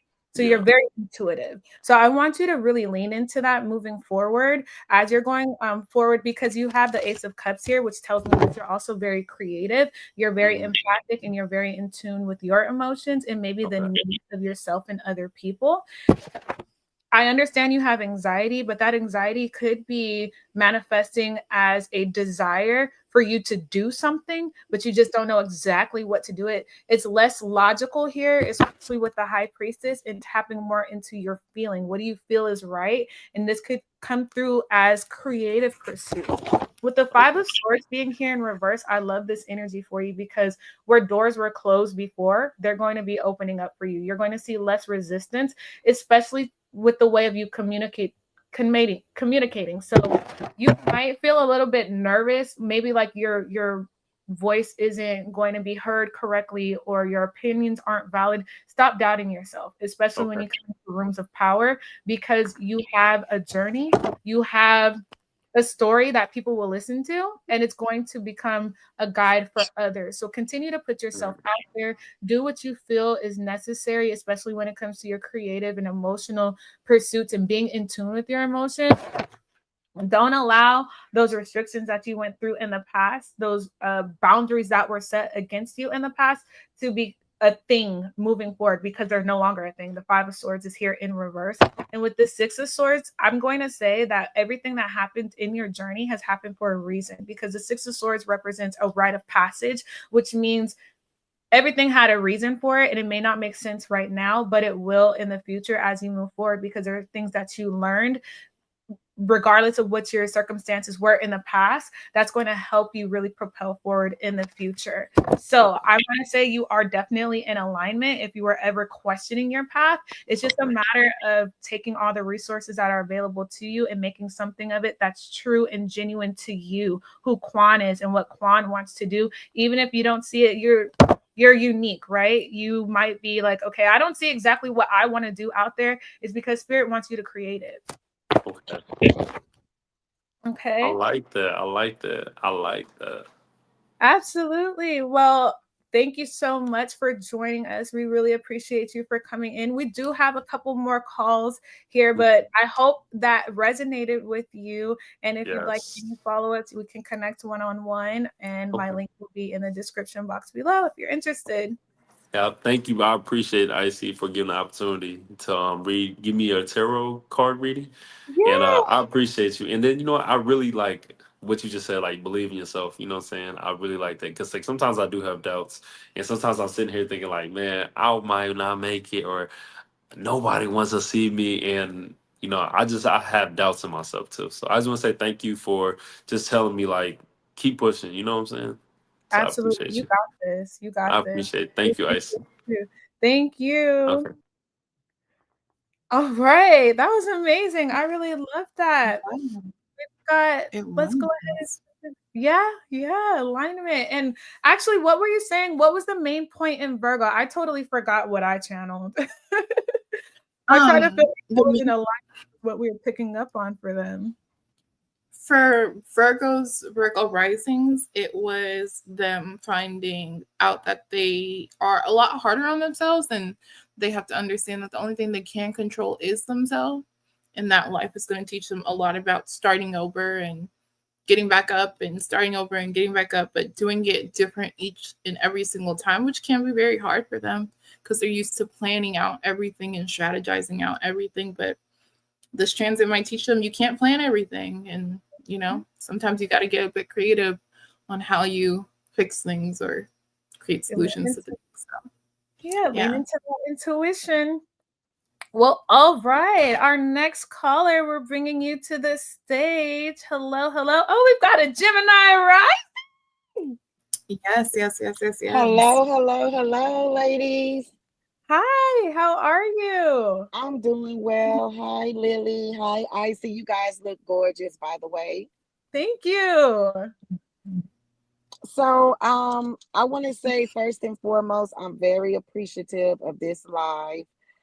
Just to learn more about what's going on out there. When you hear Pluto and Aquarius for 20 years, it's kind of scary because you really just don't know what's to come.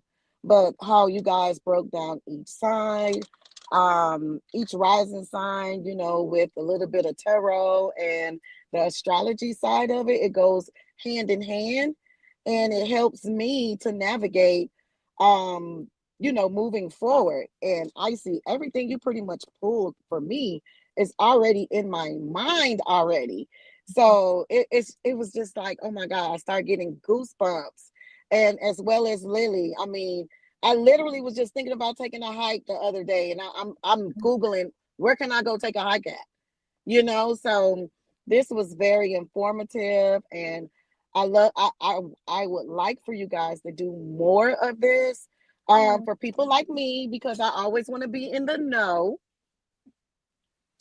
but yeah, thank you for this. This was wonderful. It was an amazing opportunity.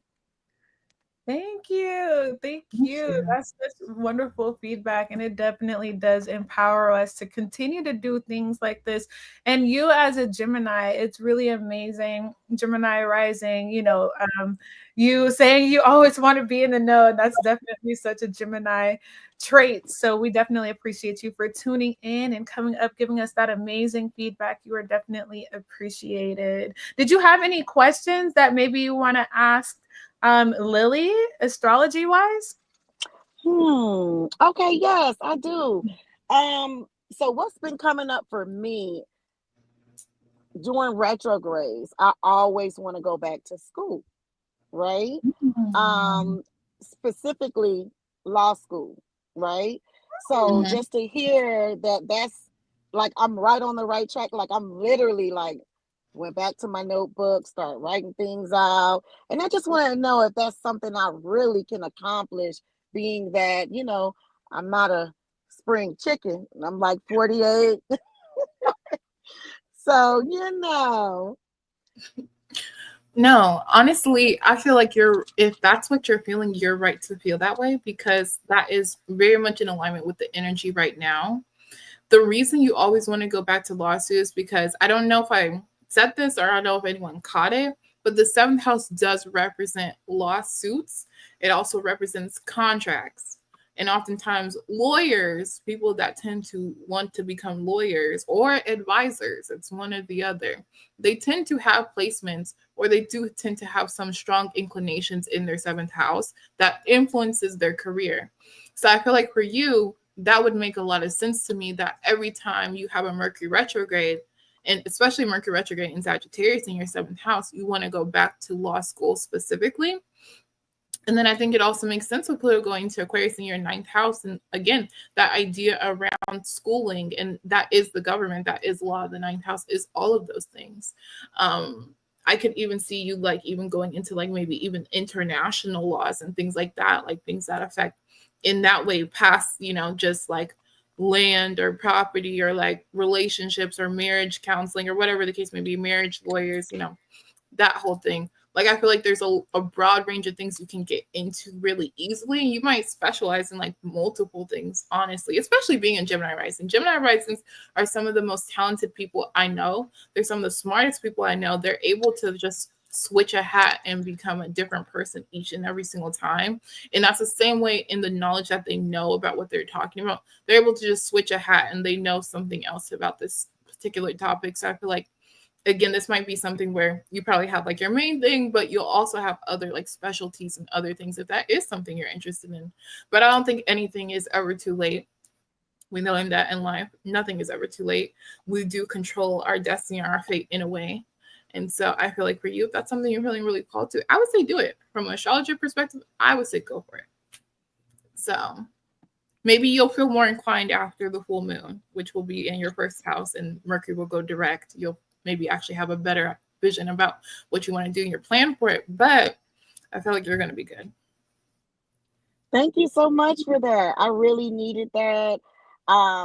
It's pretty much giving me confirmation and reassurance that I need to take the first step forward and looking more into that instead of writing down different schools. And well, that's all I've been doing, is really writing down different schools, looking at which area of law that I wanted to, perhaps study. I'm not gonna lie, I've been looking at which which field makes the most money. That's where I want to be, but yeah, so now I feel better about, thinking about moving forward after the retrograde and the full moon passing. Like you said, I think my mind will be a little bit more clear.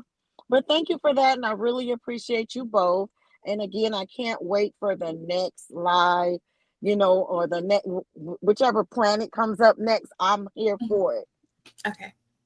Absolutely. Thank you so much again, Yashika. And I remember some things just started coming back to me with the Geminis that I picked up on, was that this is going to be a great era for Geminis to put themselves out there based on what they know.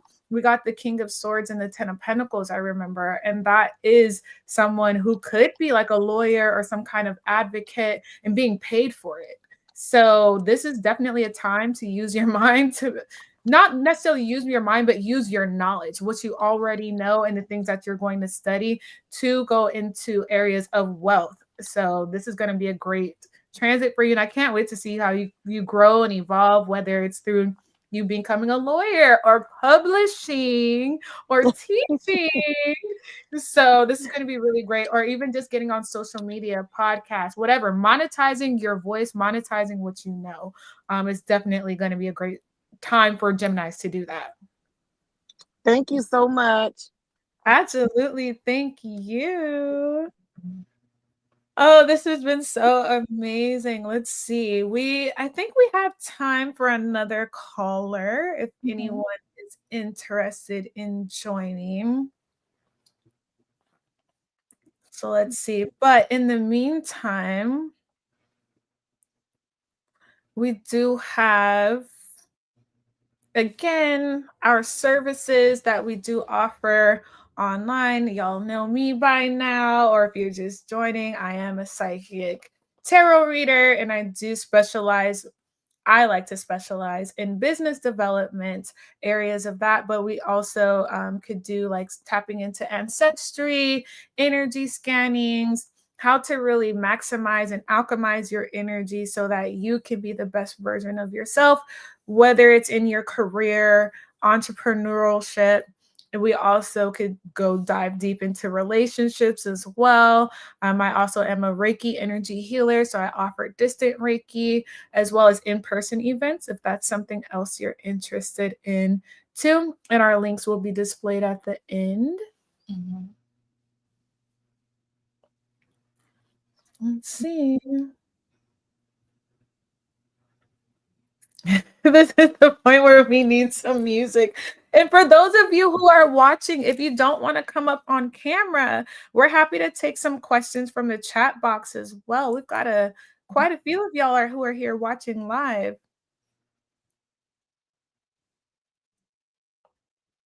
I know there's a little delay. Mm-hmm.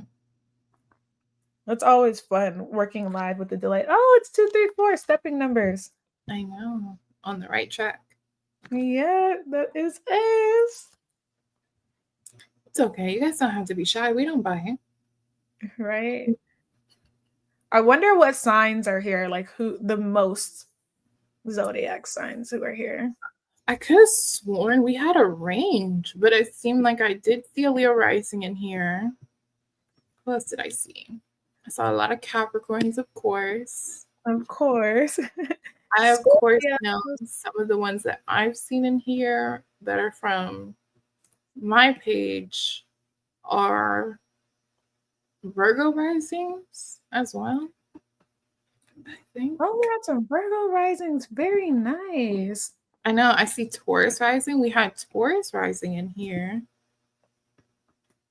We had some Aquarius, Geminis. Yes, we had some Aquariuses. I think we had a little bit of Sag here and there, but it was a range. That's so nice. Oh, we've got a caller. Oh, let me drop the link as well.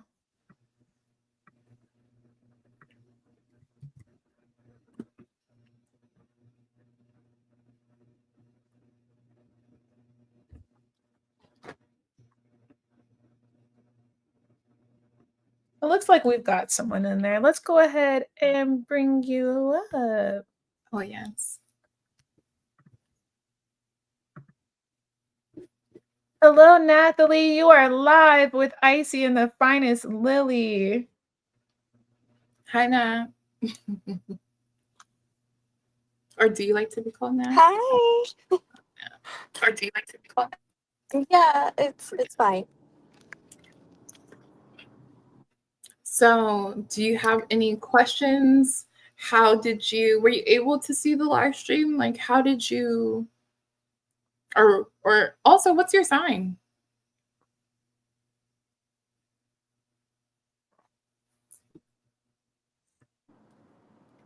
Hi. I wasn't the mainstream. I just got out of work and I just wanted to drop by. It was still like going on. I'm sorry already in the Q&A, but I'm a Libra rising. Um, um, I see. I just want a little bit more about Pluto. Okay, I didn't know. It seemed like there was a slight delay, but I see. I don't remember what you had for Libras. I feel like it was really good things. I am trying to remember as well. I believe for Libras, it talked a lot about creating community and feeling liberated, becoming more decisive about the path that they would like to go in life, finding more direction and feeling really confident within themselves to pursue their paths without external validation or questioning themselves.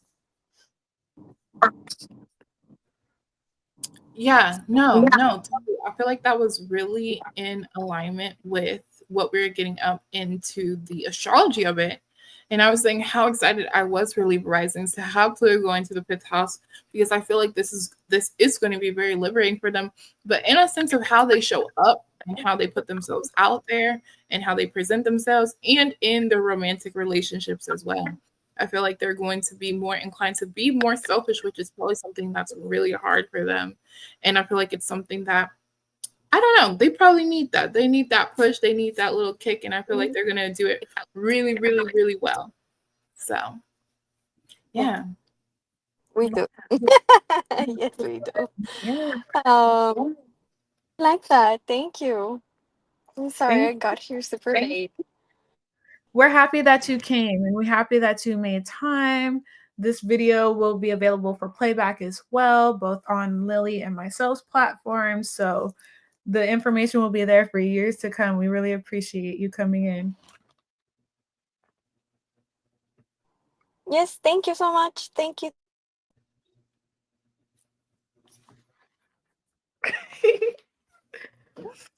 All right. I see we have another caller. Yes. Yes, the Tina T. Hey, how you doing? How are y'all? Y'all look so beautiful today. Thank you. You do too. You're looking like our sister. Okay, hey, twin. Okay. Yeah, I wanted to stop in. I'm just trying to make sure y'all can hear me. Y'all can hear me through my headphones, right? Yeah.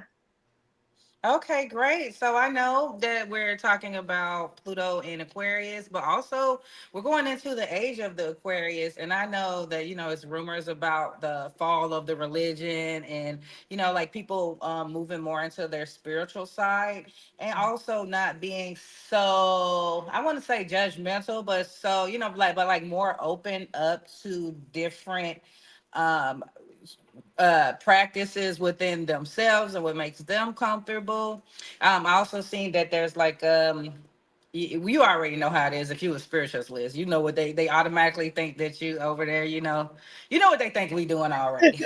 Oh, you know what? Really quick on that note, let everybody know who you are and where to find you on the web. Okay, so my name is Tina Teapot, and I am a celebrity spiritual advisor. You can find me on Instagram at Tina Teapot W or Tarot TV with T or any network, all down Google, your Google panel, anywhere. Just search Tarot TV with T or even Tina Teapot W. And so I'm a full-time psychic. I absolutely do nothing else but this. Yes. So my question is, how do you think um people with spiritual businesses, how do you think that'll be accepted going into 2025? Like, like what direction, like even me, like what direction would have to go to, especially now this year coming in 2025, I wanted to add different products and services. And I don't know what direction to go to. I don't know what direction to start. I am in a new city. Everyone knows I am from Atlanta and now I live in Los Angeles. And I just really don't know where to start with all this new energy. My Pluto's in Scorpio. So it's kind of like, even with that, for me, it's kind of like even if somebody did something bad, that's what you get. Like, but then in mine is, but for me, it's kind of like a, if I don't work, I don't eat. You know what I mean? And then and I always feel like a lot of issues fall within myself if I don't perform. But I'm just kind of like need a little advice on how to move forward in 2025 as far as me and my spiritual business in a new city. Do you know your rising sign? I'm a Scorpio rising. Perfect. Come on, Lily. Yes, I'm a Leo sun, a Virgo moon, and a Scorpio rising. A lot of energy, a lot of changes coming there. Mhm. No, totally. I think for a lot of Scorpio risings, a lot of them are picking up and moving completely and entirely. Some of them it's just out of their family's homes. If they always lived from home, they always lived close to family. And for others of them, it's just somewhere new, somewhere fresh, something that can bring them a lot more expansion. I'm seeing a lot of Scorpio risings looking to expand themselves, and they're looking for a new place to kind of settle in a sense. And they're kind of going through the journey of finding that. So I feel like when it comes to your business and how that's going to be doing, I think it's going to be heavily impacted by where you're at. I feel like for Mm. Scorpio risings, I think astrocartography will become super important. But knowing that you are a Leo sun, in my mind, I'm also thinking that too, because that is your clients. Like those are your clientele. So they will also be like that based on where you're at, will also influence the types of people you're attracting.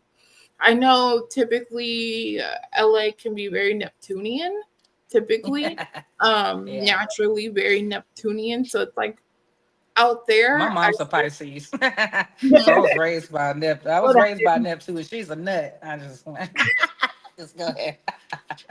So out there, I could see you leaning a lot more into that energy, specifically like Mm. looking at the energetic fields of where you're at too. Like naturally, what do people tend to lean into?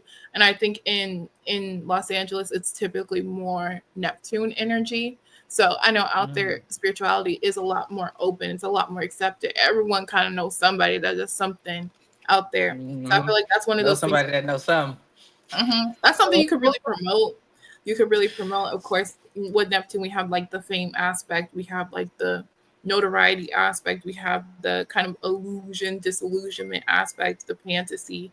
So those are things you can lean into with that. But Mm. um I feel like it will be a very interesting thing because again, I feel like your career and your business will be definitely determined based on how that area fits in alignment with your chart, like what line it's on. Like I think it would be super cool to look into your astrocartography for LA if you haven't already or you didn't Oh yeah, already. girl. Let me write that down. Well, you know what? They was like I needed to be in Los Angeles at a certain age, and I needed to be in Hawaii at 50. But I wanted to be in Indonesia at 45. So I mean, it's kind of conflicting. But I might as well go where they say go, or whether I can still go to Indonesia at Mm-hmm. 45. No, of course. yeah, and Okay, girl. I based got. on what I was getting for the Scorpios in the broadcast, this was going to be, especially with Pluto and Aquarius, a time to really put yourselves out there. Where Scorpios could be more like typically reserved, and maybe you have your own website and things like that. I know you definitely have your own brand, but finding ways to expand yourself within that, and possibly in in-person events. And Mm. especially, we've been talking a lot about that Neptunian energy, but creating maybe a character for Tina T and dressing up as that character whenever you go out to social, like have something that's distinguishing about you that people can recognize. Anytime they see you, they know that's Tarot T. Or I'm sorry, Tina T. So like remember Nicki Minaj, she had the pink hair. We knew her for her pink bob with the pink undercut or whatever that's called. But we knew that was Nicki Minaj whenever we see. Mm. I would say something like that, but also expanding and maybe talking more about your story or something like that would be really Mhm. good because we picked up a lot of that energy in the Scorpio with putting themselves out there. Online could be really good. So maybe starting developing your social media and becoming like an influencer, a spiritual influencer, showing your Mhm. rituals, your routines. How do you ground yourself before readings? How do you connect to spirit? Stuff Mm. like that, kind of sharing that probably would be really good for you. And then you said you're a Leo sun. So of course Leo's one, they're natural entertainers, right? But building that leverage. So again, it kind of goes back to influence for me when I'm getting social media, building that leverage, building out your platforms. And of course, LA, that's like a place where people really value that. But I think as we go into Pluto and Aquarius, people are going to be looking more at your social standings online. But I also feel like people want to learn a lot. So what's the substance that you're promoting within those platforms as well would be good. Maybe even making a book or something would be nice for you as well. Right, because that's what I kind of been nervous about. Not that I'm like scared, because of course I talk a lot, but I know that it takes discipline to be diplomatic, and Yes. and and you don't want to be one of those ones that are arguing like what we learned in sociology, taboo subjects like same-sex marriage, religion, politics. Those are lifestyle choices, and it seems like sometimes or majority of the times I'm trying to put myself out there in other ways. People want to actually argue with people about lifestyle choices. And I know that's the number one way you get canceled. And I'm just trying to, just trying to figure out how to mold some material that's not, because even being a spiritualist is a lifestyle choice, right? So I'm just trying to find ways to, have a target audience that doesn't require breaking down these different dynamics and lifestyles and still get the same point across. So I think, okay, I've definitely got to take that one day at a time, because I have a, everybody know I have this platform and I don't even say nothing to nobody on there. It's just a picture of me. I just, just didn't want nobody in my business like that. I'm like, you know where to find me at. Call me at the 1-800. You know what I mean? But Oh just to no, keep it low key. But people knew me they know me in the streets and in different events and things like that. But I really appreciate that advice. Look, I had to go get my little pen, girl. Let me go ahead and write my little notey notes down. Okay. I was like, what y'all yeah, said? Okay. absolutely. Yeah, And so and when you say about Neptune energy, I know that's Pisces. So do that means I have to like, is that like being more emotional in a sense or something? Or like, how would you explain that as far as business? To me, I feel like the vibe is more so like this, like, again, like Icy was saying, it's like a character. Like it's not, it's kind of Mm. like people's idea of what spirituality looks like down there. Like Oh. to LA people or just that energy down there, even down to San Diego, it's more so painting this vision, this vibe, this energy, like, okay, Mm. and then you can bring in, that Scorpio moon, that, that Right. honesty, that truth, that realness, after the fact. But what they're trying to see at first, they're like, okay, Yeah. like, oh, like, yeah, It's you like you are. look like a psychic. yeah, you One time are. I And did. that's the thing One with time things. yeah. One time I had Mhm. an outfit on. It was bomb. Like my friend got it special made. It came with a top hat, but I really just didn't feel that it was like part of me. But I remember everywhere I went, they was like, "Oh my God, are you a psychic?" And then my friend was like, "Oh my God, what gave it away? Was it the shoes?" But the outfit was so dramatic, and it's Yeah. like, okay, then I'll just have to put my own little personal style together. But Mhm.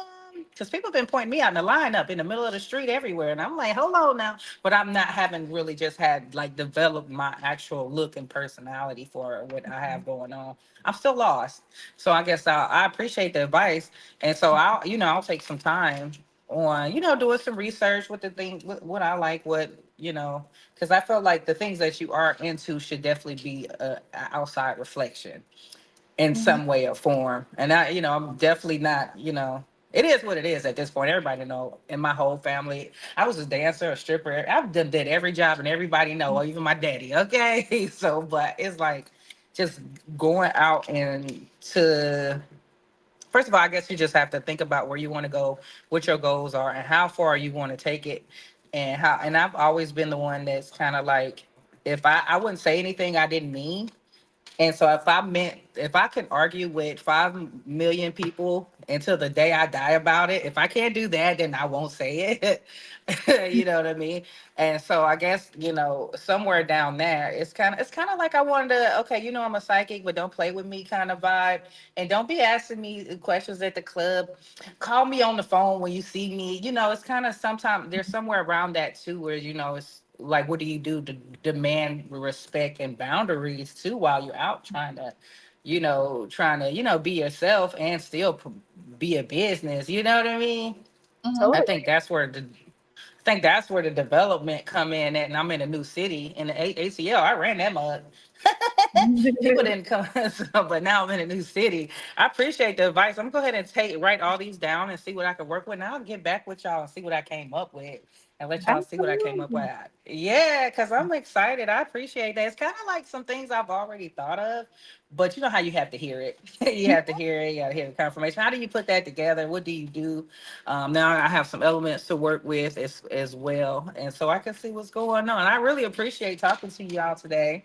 Likewise. And I just kept getting a lot of like, of course, make your own character, right? But I was hearing Miss Cleo Hmm. as you were speaking. I was also hearing like, the when you go to New Orleans and you see the psychics out there, or what you're expecting to see when you go to New Orleans and the psychics, I feel like that Mm.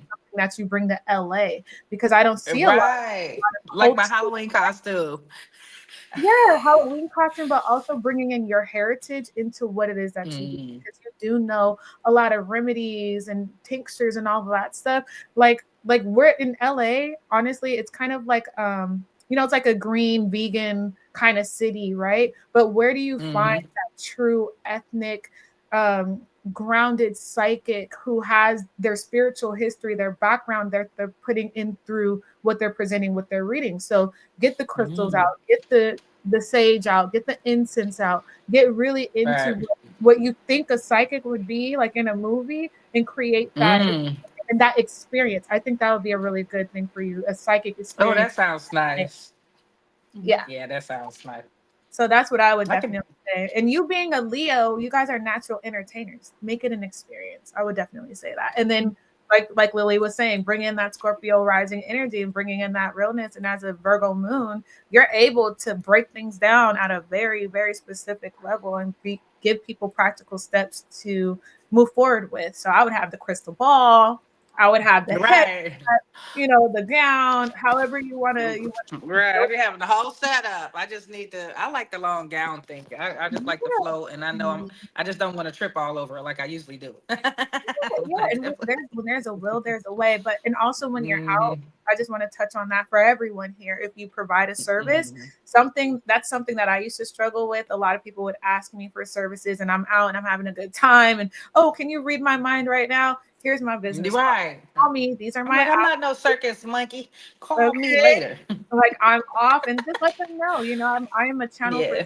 spirit, but also there's a time and a place, and I want to make sure I can give you the energy and attention that you deserve in a private setting or however you want to package that to them. Just come up with a quick little 30-second rebuttal. Here's my card. Here's my number. Let's schedule a time, and Oh, I'll. that's perfect.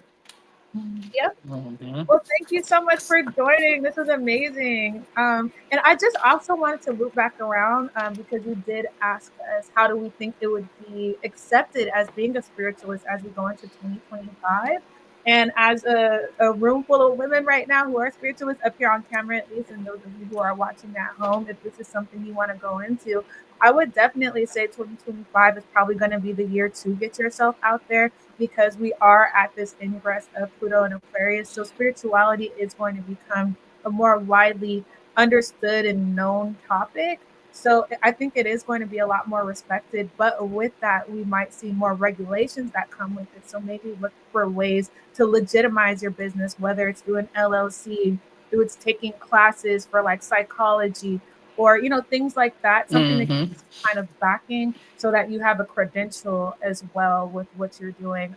But yeah, make yourself look, get your resumes out there, get on LinkedIn, create your website, put your background on there, your bio, things like that. But I definitely think it's going to be one of those industries that do flourish, especially the healing arts or spiritual healing abilities, and also network with other spiritual healers or spiritual modalities. So like sound bowls, um, what else do they do? Reiki healers, um, spiritual life coaches, going that route, Hmm. or holistic naturopaths. Integrating your services with them will also be a good thing to look out for in 2025. Oh, thank you. Yeah, that makes much sense because I feel like it don't matter what you're doing. you still have to have that educational aspect, you know. So I was like, say I took psychology, sociology, all the ologies. They even finessed me into Scientology. You see what I'm saying? I took all the ologies around here, got all the certificates.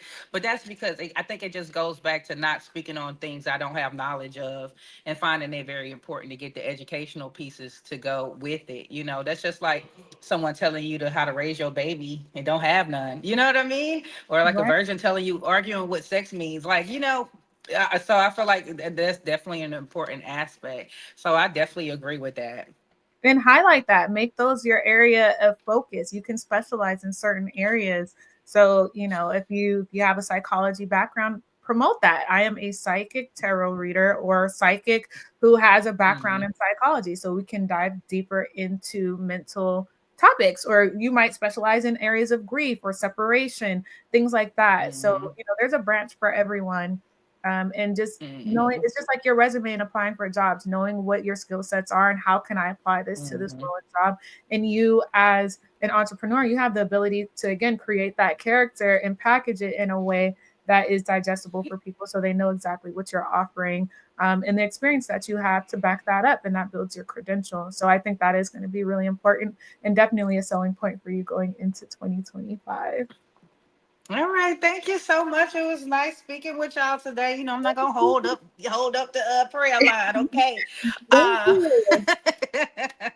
it was Well, nice talking to y'all. thank you for Uh, joining. We appreciate you all so much. right, thank you. Congratulations, ladies. Y'all need to do another one of these. When's the next one? Okay, we got 12, 12. What we need? 1, 1, 1, or some 2, 2. What we need? Y'all need to do some more. We What's the might next have ones? we might have something in the works, but you guys are gonna have to like, comment, and subscribe to our channel, set those notification bells so you guys can be the first to know if and when something comes out in the future. All right, Thank peace. you so All much. right. Bye. Wow, that was I amazing. know. Wow, this was great. We are going to wrap it up now, but we want to thank everyone who did join our live. You guys were also amazing. And I want to say thank you to Lilly. You've been such a joy to work with. Y'all don't know the hours that we put into this behind the scenes, from the brainstorming, the conceptualizing, building the structure. All of this was planned very intentionally, and you making time out of your busy day as an entrepreneur. And I know you have your 9 to 5, and just being able to manage all of those things, and how helpful you've been in this process. You made it so easy. This was one of my best and like most easiest collaborations ever in life. So it's really just been a pleasure to be able to talk about such an amazing and transformative shift in our society and collective, and to be able to share this moment with you. So I want to say thank you guys. Come on, chat. Let's give it up for Lilly. That's so sweet. No, honestly, I want to say thank you as well, Icy.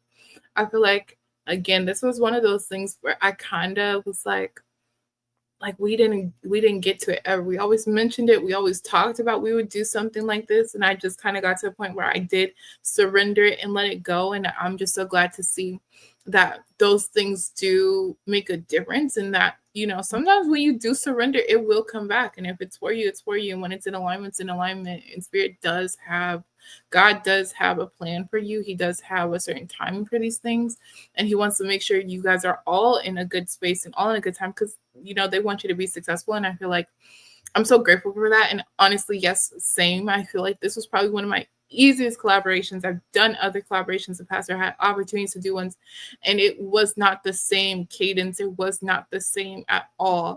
I feel like this was probably something where I feel like it just flowed. It was really well. I feel like we were always on the same page, but always thinking about different things that we could add to one another and not take from one another. And I just feel like I would wish everyone to have a collaboration like this. I would wish everyone to have like future like partnerships and things like this for themselves, because I know not everyone gets to experience that. So yeah. Well, lucky me and lucky us.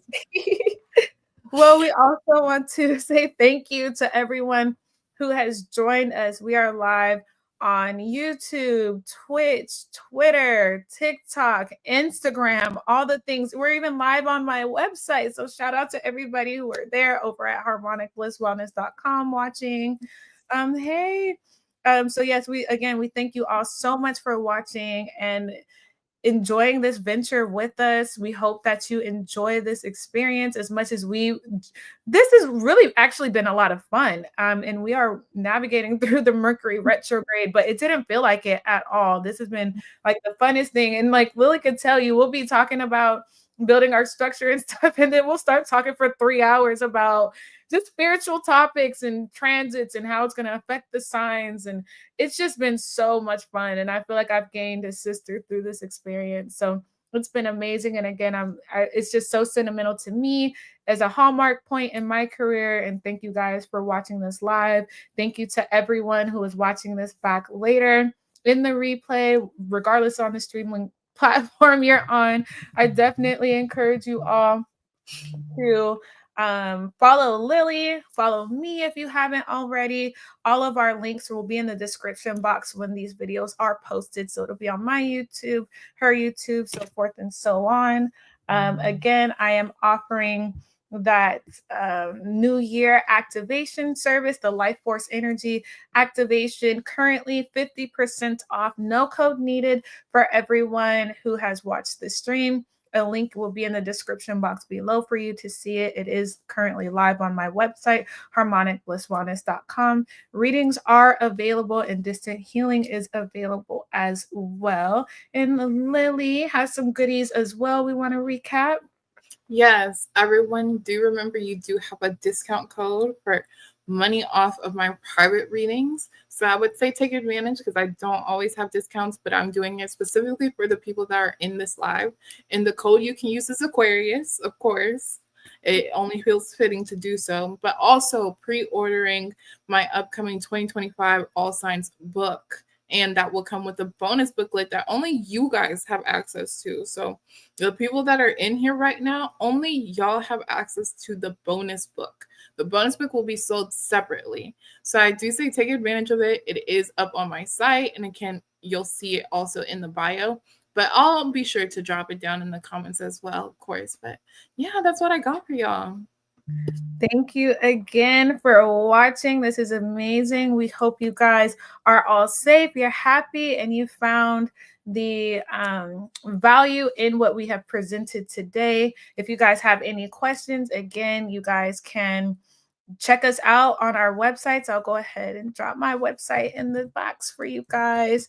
Lily has her link tree there with all of our contact information as well. So I've got to do it one time for the one time. If you enjoyed this video, please like, comment, share, and subscribe because it's always a vibe on this side. And until next time, take care. Bye.